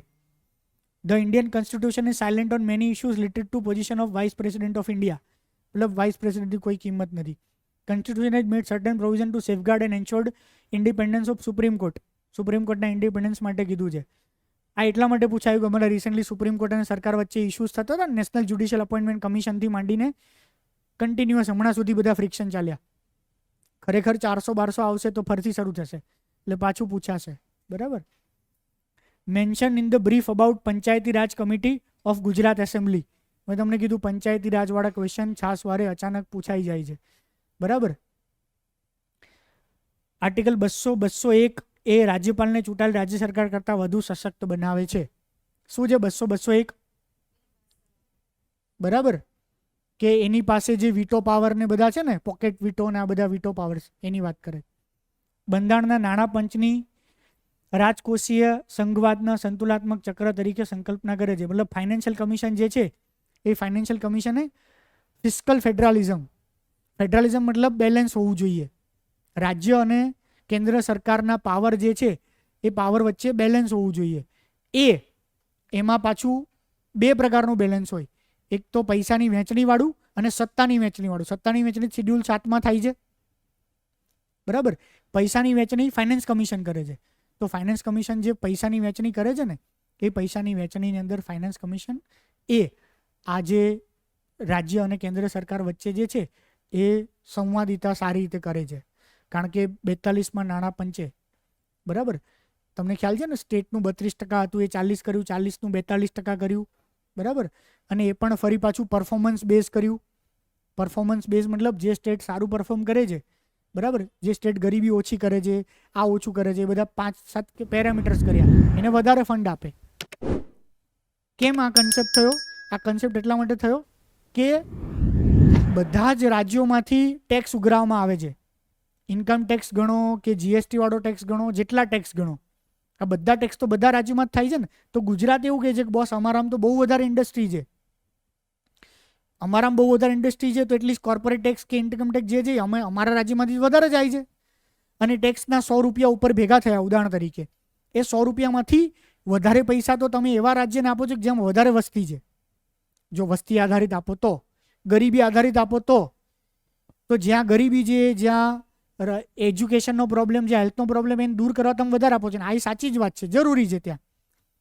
પણ આ જરૂરી છે ત્યાં નુકસાન એવું થાય છે કે જે રાજ્ય ગરીબી દૂર કરે, જે રાજ્ય એજ્યુકેશન સુધારે, જે રાજ્ય સારી પોલિસી કરીને વસ્તી વધારો ઓછો કરીને પોતાની વસ્તી ઓછી કરે, એને તો કાલ સવારે પૈસા ઓછા મળ્યા. તો આ તો સારું પરફોર્મ કર્યું અને પૈસા ઓછા મળ્યા.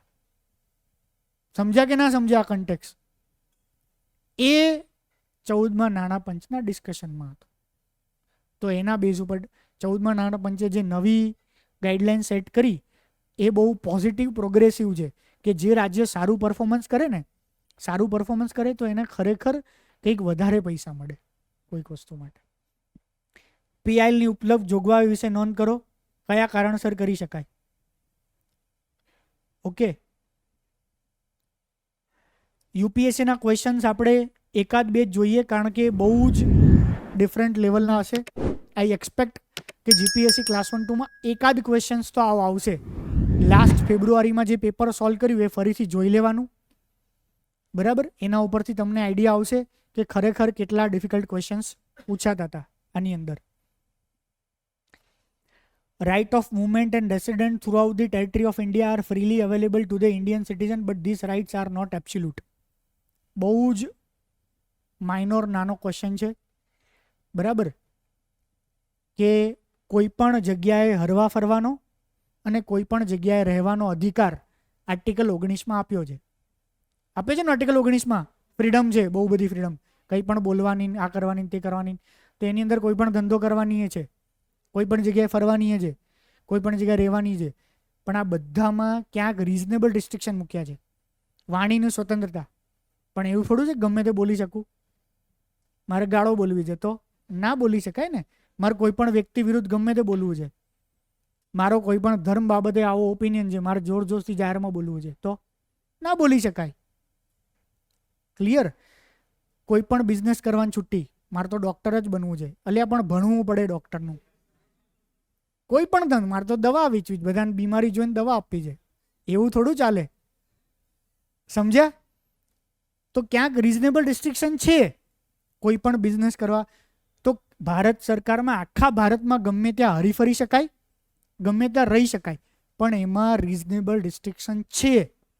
ક્યાં? તો નોર્થ ઇસ્ટમાં ઘણી બધી જગ્યાએ ઇનર લાઇન પરમિટ છે. આંદામાન નિકોબારની અંદર અમુક જે ટ્રાઇબ છે એ એટલી ઇન્ડિજિનસ ટ્રાઇબ છે કે જે લોકોથી અલગ જ રહેવા માંગે, તો ત્યાં નહીં જવાનું. એક ભૂરિયો ગયો તો તીરો બીરો મારીને માર નાખ્યો, ખબર છે ને? ખબર છે, બરાબર. તો નહીં જવાનું, ત્યાં ના પાડી છે, ગમે ત્યાં ના ફરી શકો તમે.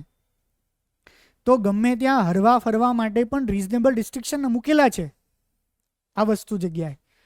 અમુક ઇનર લાઇન પરમિટ છે ને આ બધી વસ્તુઓ છે. અમુક બોર્ડર એરિયા છે, અમુક સેન્સિટિવ એરિયાઝ છે, બરાબર. તો અમુક બોર્ડર અને સેન્સિટિવ એરિયાઝમાં સરકાર ટેમ્પરરીલી કહી શકે કે અહીંયા તમે ના જઈ શકો. હવે રેસિડેન્ટ માટે સેમ, સર્ટેન રેસિડેન્ટ માટે કોઈકના અધિકારોને બચાવવા માટે રેસિડેન્ટ જે છે એનાય સરકારે રિઝનેબલ રિસ્ટ્રિક્શન્સ મૂકેલા છે. ક્લિયર? ઓકે. તો આ ઘણા બધા રિઝનેબલ બહુ માઇનોર ક્વેશ્ચન છે એટલે આની અંદર પૂછ્યો છે.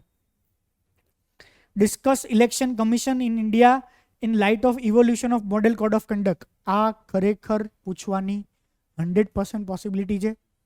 આનો સારો આન્સર જો તમારે લખવો હોય ને, બહુ સારો આન્સર, તો આ 19 માર્ચે ઇલેક્શન કમિશન ઓફ ઇન્ડિયાએ જ્યારે ઇલેક્શનની ડેટ જાહેર કરી, આ 19 માર્ચે, બરાબર, એ જે ડેટ જાહેર કરી એની સ્પીચ 45 મિનિટ્સની છે, યુટ્યુબમાં અવેલેબલ છે. ખરેખર જોજો એની સ્પીચ અને પીપીટી, એમાં ક્યાંક કોઈ કન્ટેક્ટ સારો આપ્યો છે. બીજું, એના પછીના જ દિવસે ન્યૂઝપેપરમાં એક આર્ટિકલ છે, પેલા બેન જતા રહ્યા, કોઈ બીજા લખજો ગ્રુપમાં, મોડેલ કોડ ઓફ કન્ડક્ટ માટે જે 19 તારીખે આપ્યું ને, એના 20 કે 21 તારીખે જ બીજા એક રિટાયર્ડ ચીફ ઇલેક્શન કમિશને ઇન્ડિયન એક્સપ્રેસની અંદર આર્ટિકલ લખ્યો છે સેમ મોડેલ કોડ ઓફ કન્ડક્ટનો જ. આ જ સવાલનો જવાબ કે સૌથી પહેલા મોડેલ કોડ ઓફ કન્ડક્ટ ક્યારે લાયા હતા, તો કે સૌથી પહેલા મોડેલ કોડ ઓફ કન્ડક્ટ, હું ભૂલી ગયો છું એક્ઝેક્ટ, પણ એમાં પહેલા જ ફકરામાં એણે લખ્યું હતું કે 1956ના ઇલેક્શન કે 52ના ઇલેક્શન પહેલા જ કે બીજા ઇલેક્શન પહેલા પોલિટિકલ પાર્ટીઝની મિટિંગ કરી. એ મિટિંગમાં સૌથી પહેલા 2-3 ડાયરેક્શન આપ્યા, એ મોડેલ કોડ ઓફ કન્ડક્ટની શરૂઆત હતી. તો આ જવાબનો પરફેક્ટ આન્સર થયો હિસ્ટોરિકલ કન્ટેક્સથી, કે ત્યાંથી શરૂઆત થઈ, પછી મોડેલ કોડ ઓફ કન્ડક્ટમાં શું એડ કરવામાં આવ્યું, શું એડ, એ જ આર્ટિકલ આનો આખો જવાબ થઈ ગયો કમ્પ્લીટ. સરસ. ઓકે.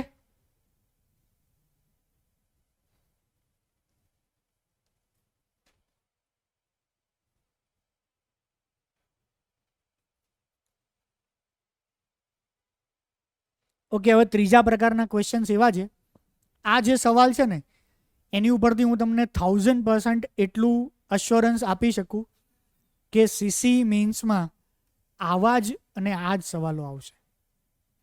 સીસી મેન્સમાં ડીવાયએસઓ અને એસટીઆઈમાં પૂછાયેલા એ જ લેવલના, એ જ કન્ટેક્સના આવશે ક્વેશ્ચન્સ. ઓલમોસ્ટ એની જ પ્રિપરેશન તમારે રાખવાની, બરાબર છે. ક્લાસ 1-2ની પ્રિપરેશન કરવાવાળા માણસો, કારણ કે આપણે ક્લાસ 1-2 યુપીએસસીના 2-3 જ જોયા, પણ યુપીએસસીના જોયા પરથી ખબર પડી ક્લાસ 1-2માં પણ 2 વસ્તુ જરૂરી છે. ક્લાસ 1-2માં એક તો તમારે પોલિટીનું બેઝિક નોલેજ હોવું જોઈએ, અને અત્યારે કરંટમાં શું બને છે એનું નોલેજ હોવું જોઈએ. આ 2 વસ્તુ તો હોવી જોઈએ, તો જ તમે આન્સર આપી શકો. પહેલું જ નોલેજ જો ખાલી હશે તો એવરેજ માર્ક્સ મળશે, ઓર સ્લાઇટલી બિલો એવરેજ માર્ક્સ મળશે, બરાબર, કે 10માંથી 4 કે 5 માર્ક્સ મળશે. પણ જો બીજું નોલેજ હશે, 2-3 પોઈન્ટ્સ તમારા કરંટના કે કન્ટેક્ચ્યુઅલ કે કમિટીના જજમેન્ટના એવા જે એડ થયેલા હશે, તો સીધા એ 6 થી 7 માર્ક્સ થઈ જશે તમારા પોલિટીના, બરાબર છે. તો જીપીએસસી ક્લાસ 1-2 માટે પ્રિપેરેશનની સ્ટ્રેટેજીની આપણે વાત કરીએ, બરાબર છે. તો એક કામ કરો, આના એન્ડમાં મને આ પોઈન્ટ યાદ કરાવજો, તો આ જોઈને પછી આપણે એન્ડમાં સ્ટ્રેટેજી કરીએ બંનેની ડિફરન્ટ. સોર્સિસની વાત કરીએ. કાયદા સમક્ષ સમાનતા એ ભારતીય બંધારણનો અગત્યનો સિદ્ધાંત છે, પરંતુ તેમાં કેટલાક અપવાદ છે, ચર્ચા કરો. તો આ તમને એ જીપીએસસી ક્લાસ 1-2માં સેમ પૂછાઈ શકે, ડીવાયએસઓમાં પૂછાઈ શકે, અને સીસીએમાં પૂછાઈ શકે. આ સીધો જ ક્વેશ્ચન્સ થયો, બરાબર. તો કાયદા સમક્ષ સમાનતા એટલે ઇક્વાલિટી બિફોર લો, બરાબર. જે ઇક્વાલિટી બિફોર લો જે છે, એ ઇક્વાલિટી બિફોર લો પહેલાં તમારે સમજાવવાનું કે ઇક્વાલિટી બિફોર લો એટલે શું, બરાબર. પણ એની અંદર તમારે ઇક્વલ પ્રોટેક્શન ઓફ લો પણ સમજાવવું પડે. આ બંનેમાં ફરક છે. કોણ કહેશે ઇક્વાલિટી બિફોર લો અને ઇક્વલ પ્રોટેક્શન ઓફ લોમાં ફરક?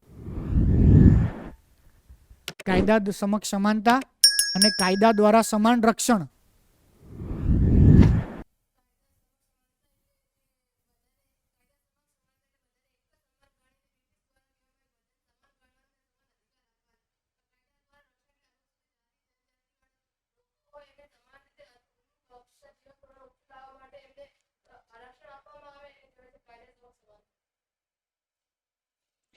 પહેલો જે કન્સેપ્ટ છે ને ઇક્વાલિટી બિફોર લો એ બ્રિટિશ કન્સેપ્ટ છે, બરાબર, અને બીજો અમેરિકન અને જેપનીઝ કન્સેપ્ટ છે.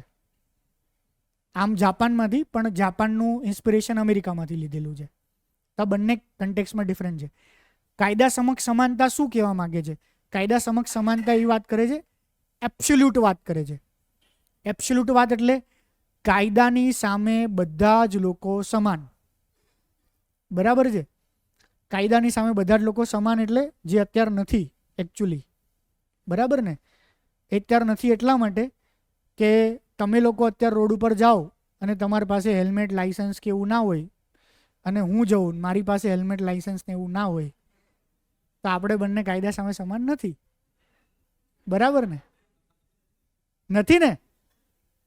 કોઈ અમીર બાપનો દીકરો એક્સિડન્ટ કરે અને કોઈ સામાન્ય માણસ એક્સિડન્ટ કરે, નથી કાયદા સમક્ષ સમાન. આ તો જસ્ટ પ્રેક્ટિકલ ઇમ્પ્લિમેન્ટેશન વાતો કરું.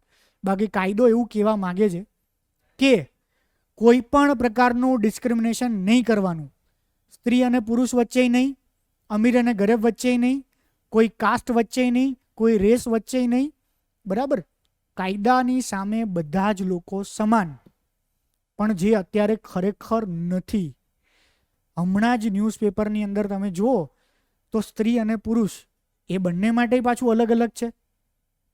ખબર છે કેટલા કાયદા એવા છે કે સ્ત્રી અને પુરુષ બંને માટે અલગ અલગ છે. સેમ કામ જો સ્ત્રી કરે તો કોઈ કાયદો લાગુ નથી પડતો, પણ સેમ કામ જો પુરુષ કરે તો એને ખરેખર સ્ટ્રિક્ટ કાયદો લાગુ પડે. વાયસા વર્ષા ઊંધું છે. એવા કેટલાય બનાવો બની રહ્યા છે, કેટલાય બનાવો. ઓકે. બીજું રીઝન આનું ખાલી સિમ્પલ એટલું છે કે મેં તમને શરૂઆત જ કીધી, આખો પોલિટીનો સબ્જેક્ટ ફિલોસોફિકલ છે. દેટ મીન્સ ઇન્ટરપ્રિટેશન બેઝ પર છે. એક ફિલોસોફરને એવું લાગે છે કે દુનિયા આ છે, વિશ્વ આ છે, સાચું આ છે, ખોટું આ છે, ભગવાન આ છે, આ છે. બીજા ફિલોસોફરને અલગ લાગે. સેમ પોલિટી ઇઝ ફિલોસોફી, બરાબર. તો એક જજને આ લાગે, બીજા જજને, કારણ કે જજ તો માણસ જ છે ને, આપણી સોસાયટીમાંથી જ આવી રહ્યા છે. તો જજ દરેકે દરેક જજ કાયદાનું એની રીતે ઇન્ટરપ્રિટેશન કરે છે, બરાબર છે. સુપ્રીમ કોર્ટનું ચુકાદાને અત્યારે સોશિયલ મીડિયા કે એના દ્વારા બધા હસી ઉડાવે છે અથવા તો મજાક કરે છે ને એવું કરે છે ને, મીમ્સ ને બધું. તો ઘણા સુપ્રીમ કોર્ટ કે હાઈકોર્ટના ચુકાદાને એવું મીમ્સ કે એવું બનાવે છે ને, તેવા લોકોને સુપ્રીમ કોર્ટે કે હાઈકોર્ટે જજમેન્ટો આપીને એ બધા લોકોને પકડ્યા હોય છે, જેલમાં પૂર્યા. જે ન્યૂઝપેપરમાં બહુ નહીં આવતું એવું બધું થયેલું છે. રેડ કોર્નર નોટિસ કે એવું બધું કરીને બહાર ભાગી ગયો ને ત્યાંથી પકડેલો છે. રિસન્ટ કેસ બહુ ન્યૂઝપેપરમાં ના આવે. તમે ક્યાંક એમ જ નાના મોટા સોશિયલ મીડિયામાં જુઓ ને તો તમને દેખાય, ખબર પડે. તો સુપ્રીમ કોર્ટ એ જજ કે જસ્ટિસ સામે કંઈ બોલ્યા હોય તો એ જજ અને જસ્ટિસનું શેનું હનન થયું? કાયદાનું નહીં, એની અવમાનના થઈ, અપમાન થયું, અવમાનના થઈ, બરાબર છે. કન્ટેમ્પ્ટ ઓફ કોર્ટ થયો. અને બીજું શું થયું? આર્ટિકલ 499, આર્ટિકલ નહીં સોરી, પેલું પ્રોવિઝન આઈપીસી 499.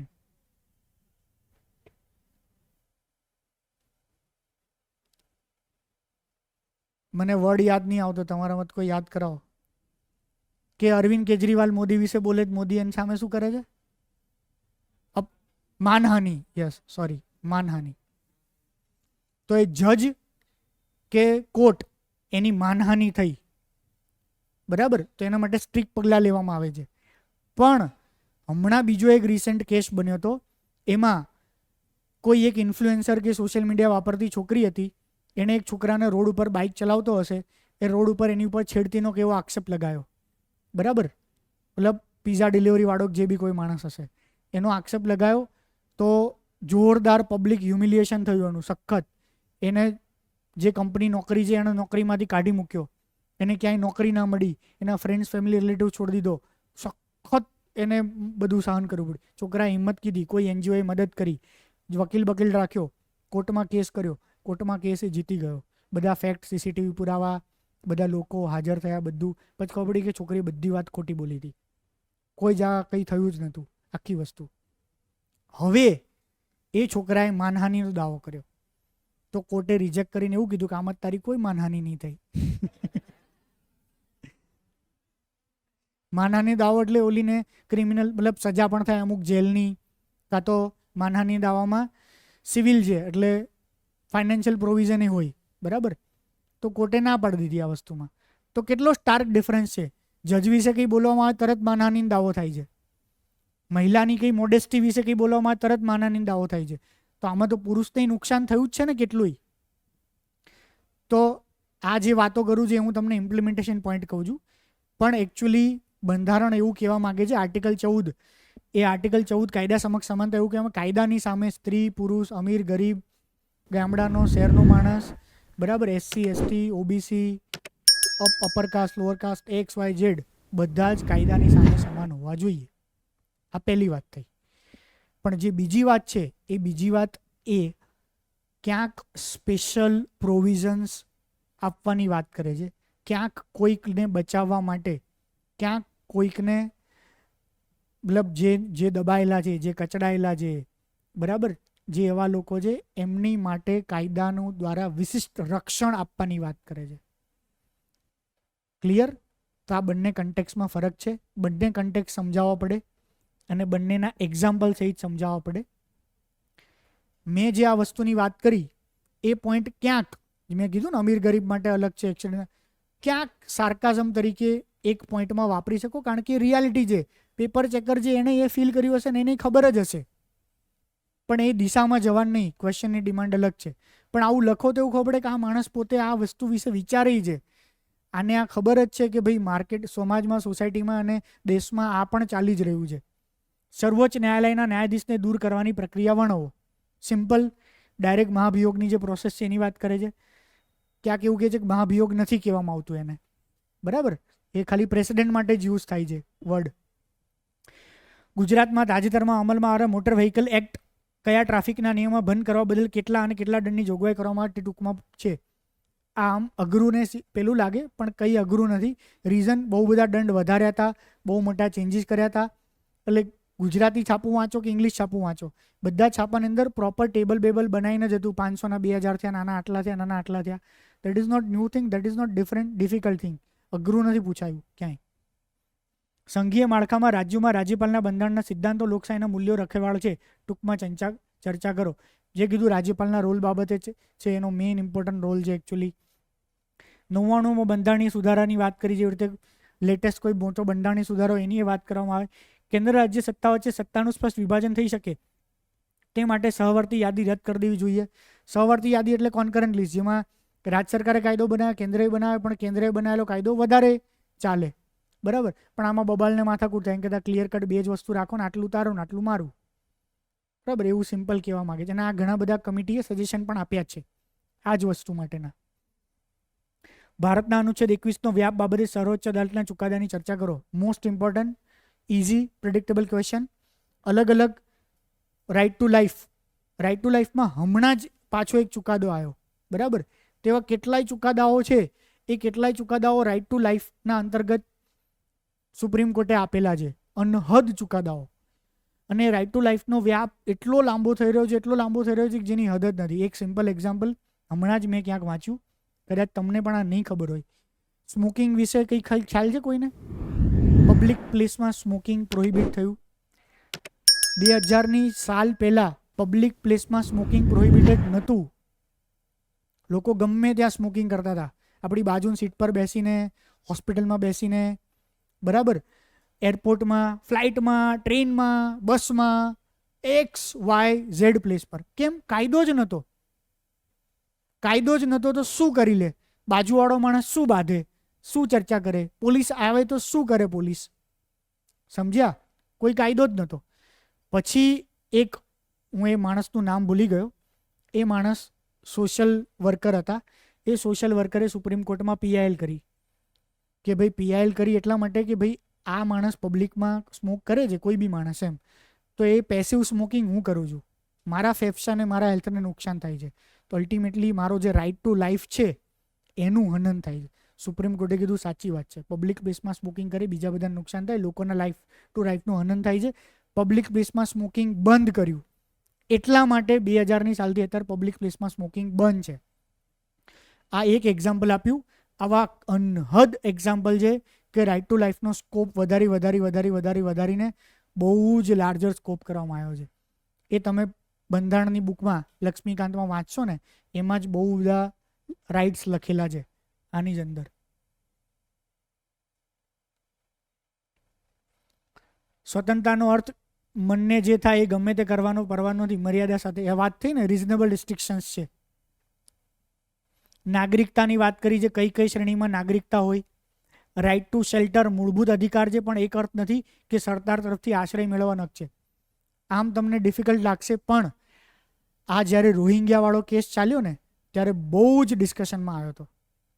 એટલો ડિસ્કશનમાં આવ્યો હતો કે વર્લ્ડના બધા જ કન્ટ્રીઝ ભારત પાસેથી એવી એક્સપેક્ટેશન રાખતા હતા કે ભારતે રોહિંગ્યાને શેલ્ટર્સ આપવું જ જોઈએ, બરાબર. પણ ભારતે ઓફિશિયલી એવા કોઈ એક્શન ના લીધા. બીજું રાઇટ ટુ શેલ્ટરવાળું અત્યારે ન્યૂઝની અંદર છે. શેના માટે? Citizenship amendment act.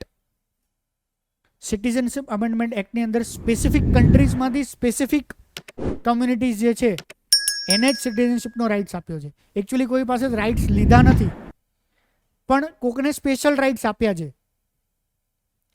તો ઇક્વાલિટી બિફોર લો અને ઇક્વલ પ્રોટેક્શન ઓફ લો, આ ફરક ખબર પડી ગઈ કે ઇક્વાલિટી બિફોર લો એટલે કોઈના રાઇટ્સ લીધા નથી આની અંદર, પણ કોક લોકોને થોડાક સ્પેશિયલ રાઇટ્સ આપ્યા છે, બરાબર, કાયદા દ્વારા. જુદા જુદા ભારતના મૂળભૂત માળખા તરીકે આ તો ખ્યાલ જ છે, બરાબર. કેશવાનંદ ભારતીથી જ વાત કરવાની. કેશવાનંદ ભારતી પછી એવું કીધું કે આ બેઝિક સ્ટ્રક્ચર છે, એમાં તમે ફેરફાર કરી જ ના શકો. હાવ નહીં, સાવ નહીં. એટલે સ્પેશિયલ મેજોરિટી વધતા પેલા રાજ્યો તમે ગમે તે કરો, ઊંચાથી નીચા પડી જાઓ, એમાં તો ફેરફાર જ નહીં કરવાનો, એને હલાવવાનું જ નહીં, એને ડિસ્ટર્બ જ નહીં કરવાનું એમ. એ પેલા સિદ્ધાંત આપ્યો, પછી એ સિદ્ધાંતમાં એડ કરતા ગયા કે આ મૂળભૂત માળખું છે, આ મૂળભૂત માળખું છે, આ મૂળભૂત માળખું છે, આ મૂળભૂત માળખું છે. સમજ્યા ને? એ વાત છે. કટોકટીની વાત કરી છે, કેબિનેટ. આ જો થોડું ડિફિકલ્ટ થયું, આ શેના કન્ટેક્સમાં છે? આ છે જે પક્ષ પલટાનો ધારાની વાત કરી છે એ કન્ટેક્સમાં છે. કેબિનેટ દ્વારા લેવામાં આવેલા નિર્ણયનું સંસદની અંદર તેમજ સંસદની બહાર સમર્થન કરવું એ દરેક મંત્રીની ફરજ છે. મંત્રી મતલબ સત્તાધારી પક્ષ જ થયો, એનો જ મંત્રી હોય ને. તો આના વિશે ચર્ચા કરો. એટલે આ એક પોઈન્ટ એવો ઉપાડવામાં આવતો હતો કે આના બેઝ ઉપર પોલિટિકલ પાર્ટીઝ એ પોતાના જેટલા પણ એમએલએ કે મંત્રી છે ને, એ પોતાના એમએલએ કે મંત્રીને આ પક્ષ પલટા ધારાનો ઉપયોગ કરીને એમને પાર્ટીમાંથી કાઢી મૂક્યા ને એમએલએ તરીકે કાઢી મૂક્યા. કારણ કે સ્પીકરે એનો જ હોય, નાના મોટા રાજ્યની વાત કરું છું, બરાબર. તો અસંતુષ્ટ મંત્રી હોય એને કાઢવા માટે આવું કરતા હતા. તો આ બહુ બધું ડિબેટ ચાલતું હતું અત્યારે. ઓકે,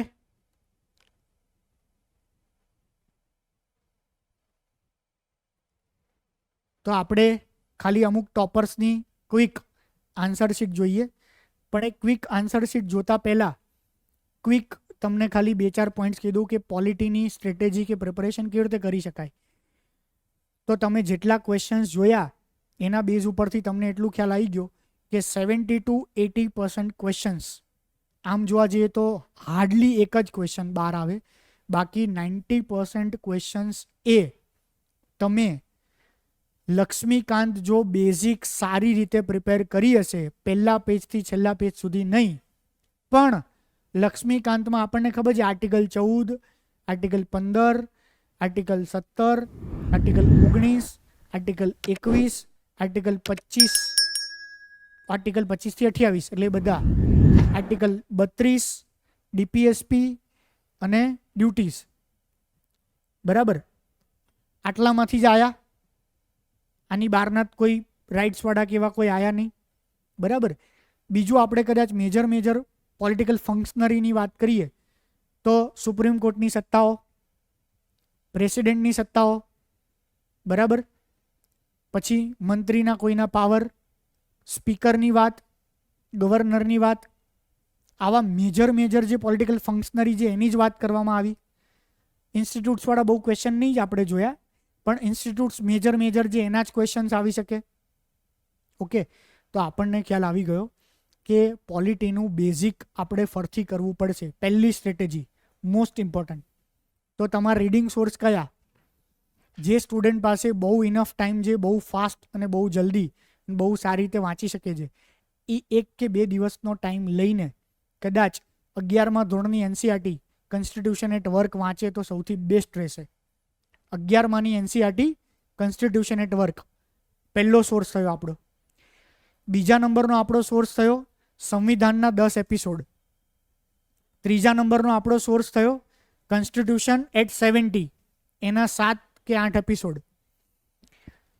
ચોથા નંબરનો આપણો સોર્સ થયો માત્ર અને માત્ર લક્ષ્મીકાંત, એમાં ઇમ્પોર્ટન્ટ ટોપિક, ઇમ્પોર્ટન્ટ ચેપ્ટર, ચોથા નંબરનો સોર્સ.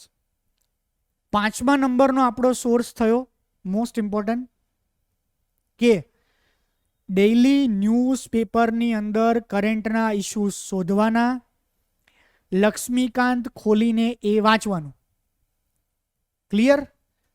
તમે એક સાથે પોલિટી વાંચી શકો ને એક સાથે પોલિટી ના વાંચવું હોય તો જેમ કે કાલના ન્યૂઝપેપરની અંદર મોડેલ કોડ ઓફ કન્ડક્ટની વાત આવી, કાલના ન્યૂઝપેપરની અંદર ઇલેક્શન કમિશનના સત્તા કે પાવરની વાત આવી, બરાબર? તો તમારે બંધારણની ચોપડી ખોલવાની અને ECI વાળું ચેપ્ટર વાંચી નાખવાનું. કાલના ન્યૂઝપેપરની અંદર ક્યાંક સ્પીકરની વાત આવી, બરાબર? તો તમારે સ્પીકરનું ખોલીને વાંચી નાખવાનું. આવી રીતે જો તમે એક્ઝામ સુધી વાંચશો ને તો ઓલમોસ્ટ જેટલા ન્યૂઝમાં ચર્ચાઓ છે બધું થઈ જશે.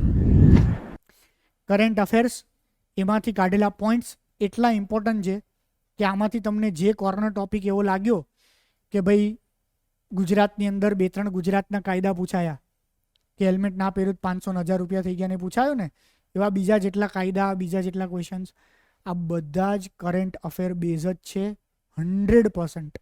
એક પણ ક્વેશ્ચન ન્યૂઝ કે કરંટ અફેરની બહારનો નહીં હોય. તો આ મેં તમને 5 સોર્સ કીધા. છઠ્ઠો સોર્સ છેલ્લા 1.5 થી 2 વર્ષમાં બનેલા પોલિટીના 100 થી 120 જેટલા ટોપિક ભેગા કરવાના છે અને એ બંધારણમાંથી બેઝિક અને કરંટ અફેરમાંથી વાંચવાના છે. ક્લિયર? આ ટોપિક ને એનું મટીરિયલ તમને અહીંથી આપવામાં આવશે. પણ આજની તારીખથી તો જે ન્યૂઝપેપરને કરંટમાં આવે છે એ તમારા નજર નીચેથી જવું જ જોઈએ. જૂનું જે છૂટ્યું છે એ બધાના કન્ટેક્સ કે એ બધી વસ્તુ તમને અહીંથી જ આપવામાં આવશે. ક્લિયર? આટલું 6 સોર્સ થયા. 7મો સોર્સ અથવા 7મું ફંક્શન, 7મો સોર્સ ને 7મું ફંક્શન ડેઇલી પોલિટીની આન્સર રાઇટિંગ પ્રેક્ટિસ કરવાની. જે આપણે કાલે વાત થઈ કે વીકલી 1 દિવસ પોલિટી વાળો આવશે તો વીકલી 1 દિવસ પોલિટીના ક્વેશ્ચન્સના આન્સર લખવાનું સ્ટાર્ટ કરવાની. આ જ વીકથી સ્ટાર્ટ થશે. આ જ વીકથી પોલિટીનો એક સવાલનો જવાબ લખવાનો છે. અત્યારે તમે સવાલનો જવાબ ના લખી શકો તો એટલીસ્ટ બેઝિક તો લખી શકો ને, કે જે બંધારણમાં લખ્યું છે એના બેઝ પર. કરંટ કે વેલ્યુ એડિશન ના થઈ શકે તો બેઝિક થઈ શકે. વીકલી 1 વાર પોલિટીના ક્વેશ્ચન્સનું આન્સરની પ્રેક્ટિસ કરવાની છે. બરાબર? આ કયો સોર્સ થયો? 8મા નંબરનો સેલ્ફ પ્રેક્ટિસ. 9મા નંબરનો સોર્સ મારા જેટલા પોલિટીના લેક્ચર છે એ બધા જ પોલિટીના લેક્ચરમાં આપણે એવી ટ્રાય કરીશું કે મારા એક લેક્ચરની અંદર આપણે એવું માનીને ચાલીએ કે 6 થી 8 પોઈન્ટ ડિસ્કસ થાય. ફોર એક્ઝામ્પલ 6 to 8 પોઈન્ટ્સ મારા એક લેક્ચરમાં ડિસ્કસ થાય તો આપણે ટોટલ 80 આસપાસ 75-80 આસપાસ ટોપિક્સ કવર કરવાની ટ્રાય કરીશું. અને બીજા જે ટોપિક્સ વધ્યા 25, 30, 50 એનો આછો પાતળો ઉપર છેલ્લો ઉલ્લેખ કરીશું. તો 9મો મેજર સોર્સ થયો મારા જે લેક્ચર છે એ લેક્ચરમાં જે પોઈન્ટ ડિસ્કસ થાય એ તમારે, અને એ લેક્ચરને પોઈન્ટ આપણે છેલ્લા 1-1.5 વર્ષનું મેજર કરંટ અફેર્સ 100% કવર કરી લઈશું. અને છેલ્લો 10મો પોઈન્ટ, બરાબર? 10મો પોઈન્ટ જે ટોપર્સની આન્સર શીટમાંથી આપણે જોઈએ છીએ એ પ્રકારે તમારા આન્સરમાં, કારણ કે આ બધું તો 9 પોઈન્ટ તો એવા થયા કે તમારી પાસે નોલેજ આવ્યું. પેપર ચેકરને તો એ બ્લૂટૂથથી કનેક્ટ થવાનું નથી કે આણે જોરદાર તૈયારી કરી છે અને આને તો જોરદાર આવડે છે, બરાબર? પેપર ચેકર જોડે તમારું નોલેજ કનેક્ટ કયા માધ્યમ થ્રુ થાય? Answer sheet. આન્સર શીટમાં એ કન્વે નથી થતું તો કોઈ જ ઉપયોગ ના થયો. આન્સર શીટમાં કન્વે કેવી રીતે થાય? ઇન્ટ્રોડક્શન, બોડી, કન્ક્લુઝન, બરાબર? તો ફાસ્ટ આપણે એ પોઈન્ટ્સ જોઈએ ક્વિક. અર્ધ ન્યાયિક સંસ્થાઓ સ્થાપવા પાછળનો ખ્યાલ શું છે તે લોક અદાલતોથી કઈ રીતે જુદી પડે છે? તો ખરેખર અઘરો ક્વેશ્ચન કહી શકાય. બરાબર, સીધો ક્વેશ્ચન નથી, કારણ કે તમે કોઈ પણ બુક વાંચો તેમાં હેતુ લખ્યો હશે, હેતુ નહીં લખ્યો હોય ને, એટલે આ પબેડ અને પોલિટીનો જોડતો ક્વેશ્ચન થયો એકચ્યુઅલી. પણ પોલિટીમાંય બોડીઝ છે બધી જ. તો જો એક ઇન્ટ્રોડક્શન લખ્યું છે, બરાબર, ઇન્ટ્રોડક્શનમાં જો ફિલોસોફિકલ આસ્પેક્ટ લખ્યો છે. ફિલોસોફિકલ આસ્પેક્ટ તમને ક્યારે ખબર પડે? તમે જ્યારે લક્ષ્મીકાંત વાંચી હોય અને કાં તો પછી તમે જે પેલું બંધારણનું આખું એસેન્સ ખબર હોય ને, તો એસેન્સ તમને ખબર પડે. બરાબર. અર્ધ ન્યાયિક સંસ્થાઓ એટલે શું? અર્ધ ન્યાયિક સંસ્થાઓ એટલે શું? ક્વાસી જ્યુડિશિયલ બોડીઝ. ક્વાસી જ્યુડિશિયલ બોડીઝ એટલે એમાં બંધારણીય સંસ્થાઓ આવી જાય, કાયદા દ્વારા બનેલી આવી જાય, કે બંધારણીય કાયદો ના હોય આવી જાય. આ તો એવી સંસ્થાની વાત છે કે જે સંસ્થા પાસે કંઈક જ્યુડિશિયલ પાવર એ છે. જ્યુડિશિયલ પાવર એટલે સમજ્યા ને, કે કાયદો બનાવે છે, બરાબર, મતલબ રૂલ્સ રેગ્યુલેશન સેટ કરે છે, એ રૂલ્સ રેગ્યુલેશનનું પાલન એ કરાવડાવે છે, અને જો પાલન ના થાય તો એને કંઈક સજાએ આપે છે. જેમ કે national human right commission. National human right commission નક્કી કરે છે કે આટલા આટલા હ્યુમન રાઇટ છે, એનું પાલન કેમ કરવાનું? તો કે ભાઈ આવી રીતે બધાએ ધ્યાન રાખવાનું છે, અને પાલન ના થાય એની પાસે કમ્પ્લેન આવે, નેશનલ હ્યુમન રાઇટ કમિશન એ પોતે પોલીસમાંથી કે કલેક્ટરમાંથી 2-4 માણસો લે, પોતે કમિટી બનાવે, એને એવું કહે કે ભાઈ તું આનું ઇન્વેસ્ટિગેશન કર. ઇન્વેસ્ટિગેશન કરીને જે ગુનેગાર હોય એ ગુનેગારને પોતાની પાસે બોલાવે, એની પાસે ચાર્જશીટે ફાઇલ થાય. મતલબ જે પ્રોપર જે ન્યાયમાં પ્રોસેસ થતી હોય ને કોર્ટ્સની અંદર, એવાય પાવર છે એની પાસે. સમજ્યા? તો આને ક્વાસી જ્યુડિશિયલ પાવર કહેવાય. ઓકે, ક્વાસી જ્યુડિશિયલ પાવરનો હેતુ શું થયો?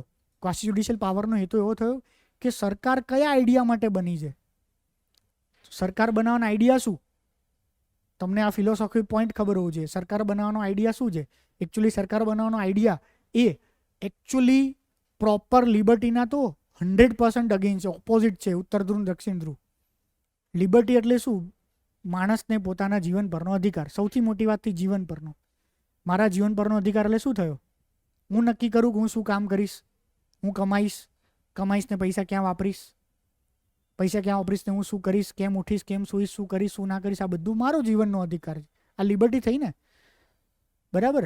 સરકાર મારી બેટી મારા પાસે પૈસા લઈ જાય, મારી પાસે પૈસા લઈને મારા માટે નિયમ બનાવે, મારે તો ગાડી ચલાવવાની, ડાબી બાજુ બેસવાનું, જમણી બાજુ બેસવાનું, બાજુમાં બેસે એને સીટ બેલ્ટ બાંધવાનું, હેલ્મેટ બાંધવાનું, નહીં બાંધવાનું, આ કરવાનું, આ નહીં કરવાનું, આમ કરવાનું, આમ.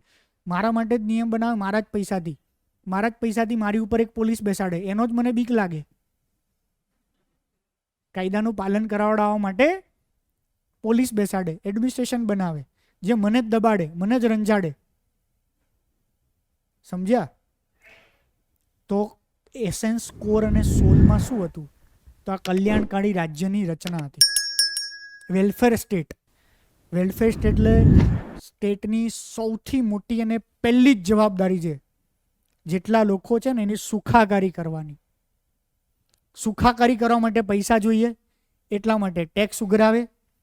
ટેક્સ ઉઘરાવીને એ નક્કી કરે કે ગરીબોને ગરીબીમાંથી બહાર કાઢવાના, જેને વ્યવસ્થા નથી એને હેલ્થની સુવિધા આપવાની, એને એજ્યુકેશનની સુવિધા આપવાની, એને ખાવાનું આપવાનું, એને શેલ્ટર આપવાનું, મતલબ બેઝિક જરૂરિયાતો બધી આપવાની.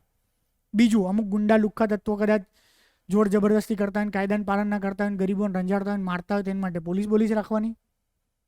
સમજ્યા ને આખી વસ્તુ? પોલીસ ગુંડા બની જશે એ ના ખબર હોય એ લોકોને. ઓકે, તો આ કલ્યાણકારી રાજ્યની કલ્પના થઈ. કલ્યાણકારી રાજ્યની કલ્પનાની ઇમ્પ્લિમેન્ટેશન કેમ થાય? તો એક તો બંધારણથી નિયમ બનાવે, બરાબર. બીજું, પાર્લામેન્ટો કાયદા બનાવે. પણ હવે અમુક એવા સર્ટેન સેક્શન્સ એવા હોય કે જે સેક્શન્સ ઇમ્પોર્ટન્ટ છે, બરાબર. તો એના માટે સ્પેસિફિકલી ઇન્સ્ટિટ્યૂટ્સ બનાવે. એનું કામ છે. સરકારે એવું કહી દીધું કે આટલા આટલા તમારા બેઝિક અધિકારો છે, એ કોન્સ્ટિટ્યુશનલ રાઇટ્સ છે, એ સિવાય કોન્સ્ટિટ્યુશનમાં નથી લખ્યા, તેમ છતાં આટલા બેઝિક હ્યુમન રાઇટ છે તમારા. એ બેઝિક હ્યુમન રાઇટનું પાલન ના થાય ને તો એ ડે ટુ ડે લાઈફમાં ક્યાં સુપ્રીમ કોર્ટ કે હાઈકોર્ટ જોશે, કારણ કે એ તો બીજા હજારો વસ્તુ. તો કે નેશનલ હ્યુમન રાઇટ કમિશન બનાવીએ, જેનું ખાલી ને ખાલી કહેવામાં આવું છે કે બસ તમારા રાઇટ્સનું હનન ના થવું છે. એને વધારે પાવરફુલ ને એમ્પાવર બનાવવા માટે એને ક્વાસી જ્યુડિશિયલ પાવર આપ્યા, સર્ટેન જ્યુડિશિયલ પાવર. તો એ કલ્યાણકારી રાજ્યનું પાલન કરાવવા માટે છે. ક્લિયર? તો આ કન્ટેક્સ તમારામાં ક્લિયર હોય ને તો તમે સવાલનો એક્ઝેક્ટ અર્ધન્યાયિક સંસ્થાઓ સ્થાપવા પાછળનો હેતુ આ હતો. કમ્પ્લીટ. તેમણે લખ્યું છે બેઝિક, પછી આટલી સંસ્થાઓ, આ પૂછ્યું નથી તોય લખ્યું, એક્સ્ટ્રા નોલેજ આપી દીધું, જો મને આટલું ખબર છે એમ દોઢા થઈને કે મને આ ખબર પડે. પછી અર્ધન્યાયિક સંસ્થાઓ એટલે કોણ? મેં તમને જે કીધું કે જેની પાસે દંડ અને વળતરની આ બધી આશા પેલું હોય. કન્ઝ્યુમર કોર્ટ છે ને, કન્ઝ્યુમર કોર્ટ જજમેન્ટે આપે છે ને, કન્ઝ્યુમર ફોરમ ને કન્ઝ્યુમર કોર્ટ, બહુ બધી હેતુઓ. હવે લોક અદાલતથી કઈ રીતે જુદી પડે છે? થયો બીજો ક્વેશ્ચન? તો કેવું આમ 1 2 3 પોઈન્ટ લખ્યું? કહેવાય બેસ્ટ આન્સર? તમે આવો આન્સર ના લખી શકો આ લેવલે, 100%ની વાત છે. આ તમારે કેળવવાનું છે આ level. 7.5 7.5 one of the highest કહી શકાય. આમુખમાં ન્યાય શબ્દ ભારતીય બંધારણની વિવિધ જોગવાઈના અન્વયે સામાજિક, આર્થિક અને રાજકીય ન્યાય સૂચવે છે. ચોખ્ખું લખેલું જ છે ને એમાં. પ્રિયમ્બલની અંદર શું વાત કરી છે? જસ્ટિસ. પણ જસ્ટિસની પછી કયા વર્ડ્સ લખ્યા છે? સોશિયલ, ઇકોનોમિક અને પોલિટિકલ. હવે જે સોશિયલ, ઇકોનોમિક, પોલિટિકલ લખ્યા છે ને, તો ત્રણેય શબ્દોને જે ગોઠવ્યા છે ને એ મહત્વના છે. એ તો પોલિટિકલ, ઇકોનોમિક, સોશિયલ લખી શકતા હતા, ઇકોનોમિક, સોશિયલ, પોલિટિકલી લખી શકતા હતા. પણ એને લખ્યું કે આ બંધારણ એ અમે નહીં બનાવ્યું, એ તો ભારતના લોકોએ પોતાના માટે એડોપ્ટ કર્યું છે. લખ્યું છે ને એ જ વસ્તુ. અને આ બંધારણ દ્વારા શું અશ્યોર કરવામાં આવે છે? શું અશ્યોર કરવામાં આવે છે? હા, 3 પ્રકારના ન્યાય: સોશિયલ, ઇકોનોમિક, પોલિટિકલ. પહેલી પ્રાયોરિટી સોશિયલ જસ્ટિસ હોવું જોઈએ, સામાજિક જસ્ટિસ. સોશિયલ જસ્ટિસ એટલે શું? સામાજિક ન્યાય એટલે શું? કાસ્ટના બેઝ પર ડિસ્ક્રિમિનેશન નહીં હોય, રિલિજનના બેઝ પર નહીં હોય, સ્ત્રી પુરુષના બેઝ પર નહીં હોય, કાસ્ટ ક્રીડના બેઝ પર નહીં હોય. બરાબર? આ સૌથી પહેલા અને પહેલું પાલન કરવામાં આવશે. આ સૌથી વધારે અને મોસ્ટ ઇમ્પોર્ટન્ટ છે. આનું પાલન કરવા માટે, સાંભળજો, આ જસ્ટિસનું પાલન કરવા માટે પહેલા બેનું ના કરવું પડે ને, પાછળના બેનું, તોય ચાલશે. એટલા માટે અમીર પાસેથી પૈસા લઈને ગરીબને આપવામાં આવે છે, સામાજિક ન્યાયની પૂર્તિ કરવા માટે. સામાજિક ન્યાય મતલબ ગરીબને અન્યાય થઈ રહ્યો છે, બેઝિક ફેસિલિટી નહીં મળતી, અમીર પાસેથી ટેક્સ ઉઘરાવો ને ગરીબને આપો, તો ઇકોનોમિક જસ્ટિસ તો ના જ થયો ને. ઇકોનોમિક જસ્ટિસ ત્યારે થાય બધા સરખો ટેક્સ ભરે, ઇન્કમ ટેક્સ. સમજ્યા? પણ એને સેકન્ડ પ્રાયોરિટી આપી છે, સોશિયલ જસ્ટિસને પહેલી પ્રાયોરિટી આપી છે. એટલા માટે પહેલી પ્રાયોરિટી સોશિયલ જસ્ટિસ, બીજી પ્રાયોરિટી ઇકોનોમિક જસ્ટિસ અને ત્રીજી પ્રાયોરિટી પોલિટિકલ જસ્ટિસ. એટલા માટે આ 3 વસ્તુ ઓર્ડરમાં આપવામાં આવી છે. બરાબર? ક્લિયર? તો જો પહેલું જ બંધારણ વિશે એમ જ લખ્યું છે, લિખિત છે, અલગ અલગ દેશમાંથી લખ્યું છે, વિકાસશીલ દેશ છે અને ન્યાયનું એક છે. તો આ પહેલો ફકરો લખવાની જરૂર નથી, પણ એમને પોતાનું એક્સ્ટ્રા નોલેજ કે એક પ્રસ્તાવના કે એક પૂર્વધારણા બાંધી છે. આ પ્રસ્તાવના પૂર્ણ દ્વારા સારામાં સારી કેવી રીતે બાંધી શકાય? સારામાં સારી એવી રીતે બાંધી શકાય કે આમુખમાં આ 3 કે 4ની વાત કરી છે: liberty, equality, liberty, fraternity, justice. બરાબર ને? તો આ 4 વસ્તુની વાત કરી છે. આવી રીતે શરૂઆત કરાય અને પછી જસ્ટિસ વર્ડ પકડીને આ 3 વર્ડ લખાય. પછી જે 3 વર્ડ છે, સામાજિક ન્યાય, એમાં લખ્યું સામાજિક ન્યાય કેવી રીતે? તો કે 14, બરાબર, 14 સિવાય આગળ 15માંય થાય છે, 17માંય થાય છે, 18માંય થાય છે. આમણે લખવાનું ચૂકી ગયા. 14, 15, 16, 17, 18 આ બધામાં સોશિયલ જસ્ટિસની જ વાત કરી છે. ઓકે. ઇકોનોમિક જસ્ટિસની વાત ક્યાં કરવામાં આવી છે? ઇકોનોમિક જસ્ટિસની વાત 39A, 39B આ બંનેની અંદર કરવાનું. 41માં તો સ્પેસિફિકલી ઇકોનોમિક જસ્ટિસ વર્ડ લખ્યો છે.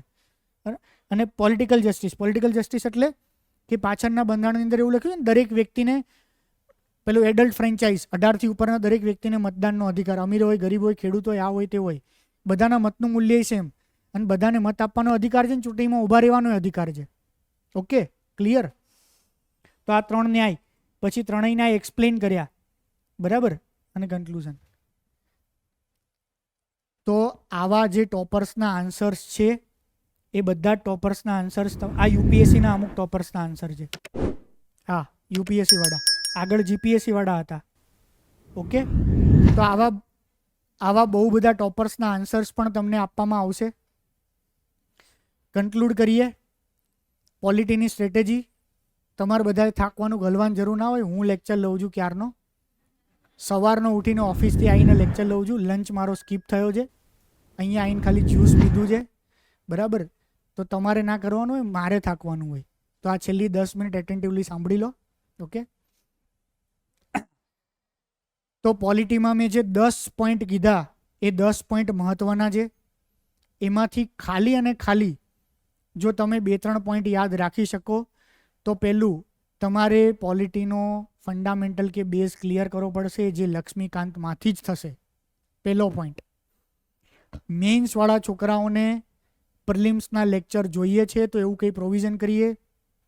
મારા અમુક જૂના લેક્ચર પડ્યા હોય જેમાં કદાચ મેં અથવા તો કોઈ ઓફિસરે ધ બેસ્ટ પોલિટી ભણાય ને, હું જે આ કન્ટેક્સ આપું છું ને એવું કન્ટેક્સ કોઈ ઓફિસરે ભણાવ્યું હશે. કારણ કે મારી તો 5 વર્ષમાં કેટલી બેચો ચાલી, એમાં વચ્ચે એવું હતું બહુ પહેલાં હું પણ લેતો પોલિટી આખું. પછી મોટા ઓફિસરે લેતા ઘણા બધા કે જેનું મારથી ઇક્વલ કે મારથી સારું પોલિટી હોય. તો એવા લેક્ચર્સ જોતા હોય તો હું એકવાર ડિસ્કસ કરું છું. તો એ લેક્ચર્સ તમને આપે, એ તમે જોવાનું શરૂ કરો. સરસ એક તમારો બેઝ ક્લિયર થાય. કારણ કે હું જે વાતો કરું છું એ વાતો તમે પોલિટીના દરેક પ્રોવિઝનની સાંભળો ને તો જ તમને અલગ દ્રષ્ટિકોણ ખુલશે. એ ક્યાંય ચોપડીમાં નહીં લખ્યો હોય, એ મેં 1000 સોર્સમાંથી વાંચ્યો છે, ન્યૂઝપેપરમાંથી વાંચું છું, ઓફિસર બન્યો છું, એટલે કદાચ મને પ્રેક્ટિકલી એ ખબર પડે છે. તો આ પહેલી વાત, બેઝ ક્લિયર કરો. તમારા તરફથી લક્ષ્મીકાંત વાંચવી પડે, મારા તરફથી આવા સારા લેક્ચર્સ તમને આપવા પડે. બીજું, બેઝ ક્લિયરની સાથે જો કરંટ છોડશો તો નહીં થાય. આજના દિવસથી જેટલા પણ કરંટના પોલિટિકલ મુદ્દા, ઇસ્યુ ન્યૂઝપેપરમાં આવે છે, નોટ ડાઉન કરો, પોલિટીની ચોપડી ખોલો અને એમાં જઈને વાંચો. આ બીજો મેજર અને મોસ્ટ ઇમ્પોર્ટન્ટ. અને ત્રીજો છેલ્લો, બરાબર, પ્રીવિયસના ક્વેશ્ચન પેપર જુઓ, ટોપરની આન્સર શીટ જુઓ. આ બંનેમાંથી શીખીને તમે આન્સર રાઇટિંગ પ્રેક્ટિસ કરો અને ડે ટુ ડે તમારી આન્સર રાઇટિંગ પ્રેક્ટિસમાં ઇમ્પ્રુવમેન્ટ થવું જ જોઈએ. જો આ 3 પોઈન્ટ તમે દરેક જીએસમાં લાગુ પાડી શકો, જો આ 3 પોઈન્ટ કરશો તો ડેફિનેટલી જે 7, 7.5 એવા માર્ક્સ છે એવા મિનિમમ 6 થી 7 માર્ક્સ આવશે. તમે ઇઝીલી પાસ થશો અને કમ્પ્લીટ થશે. ક્લિયર? ઓકે, ચલો, થેન્ક યુ.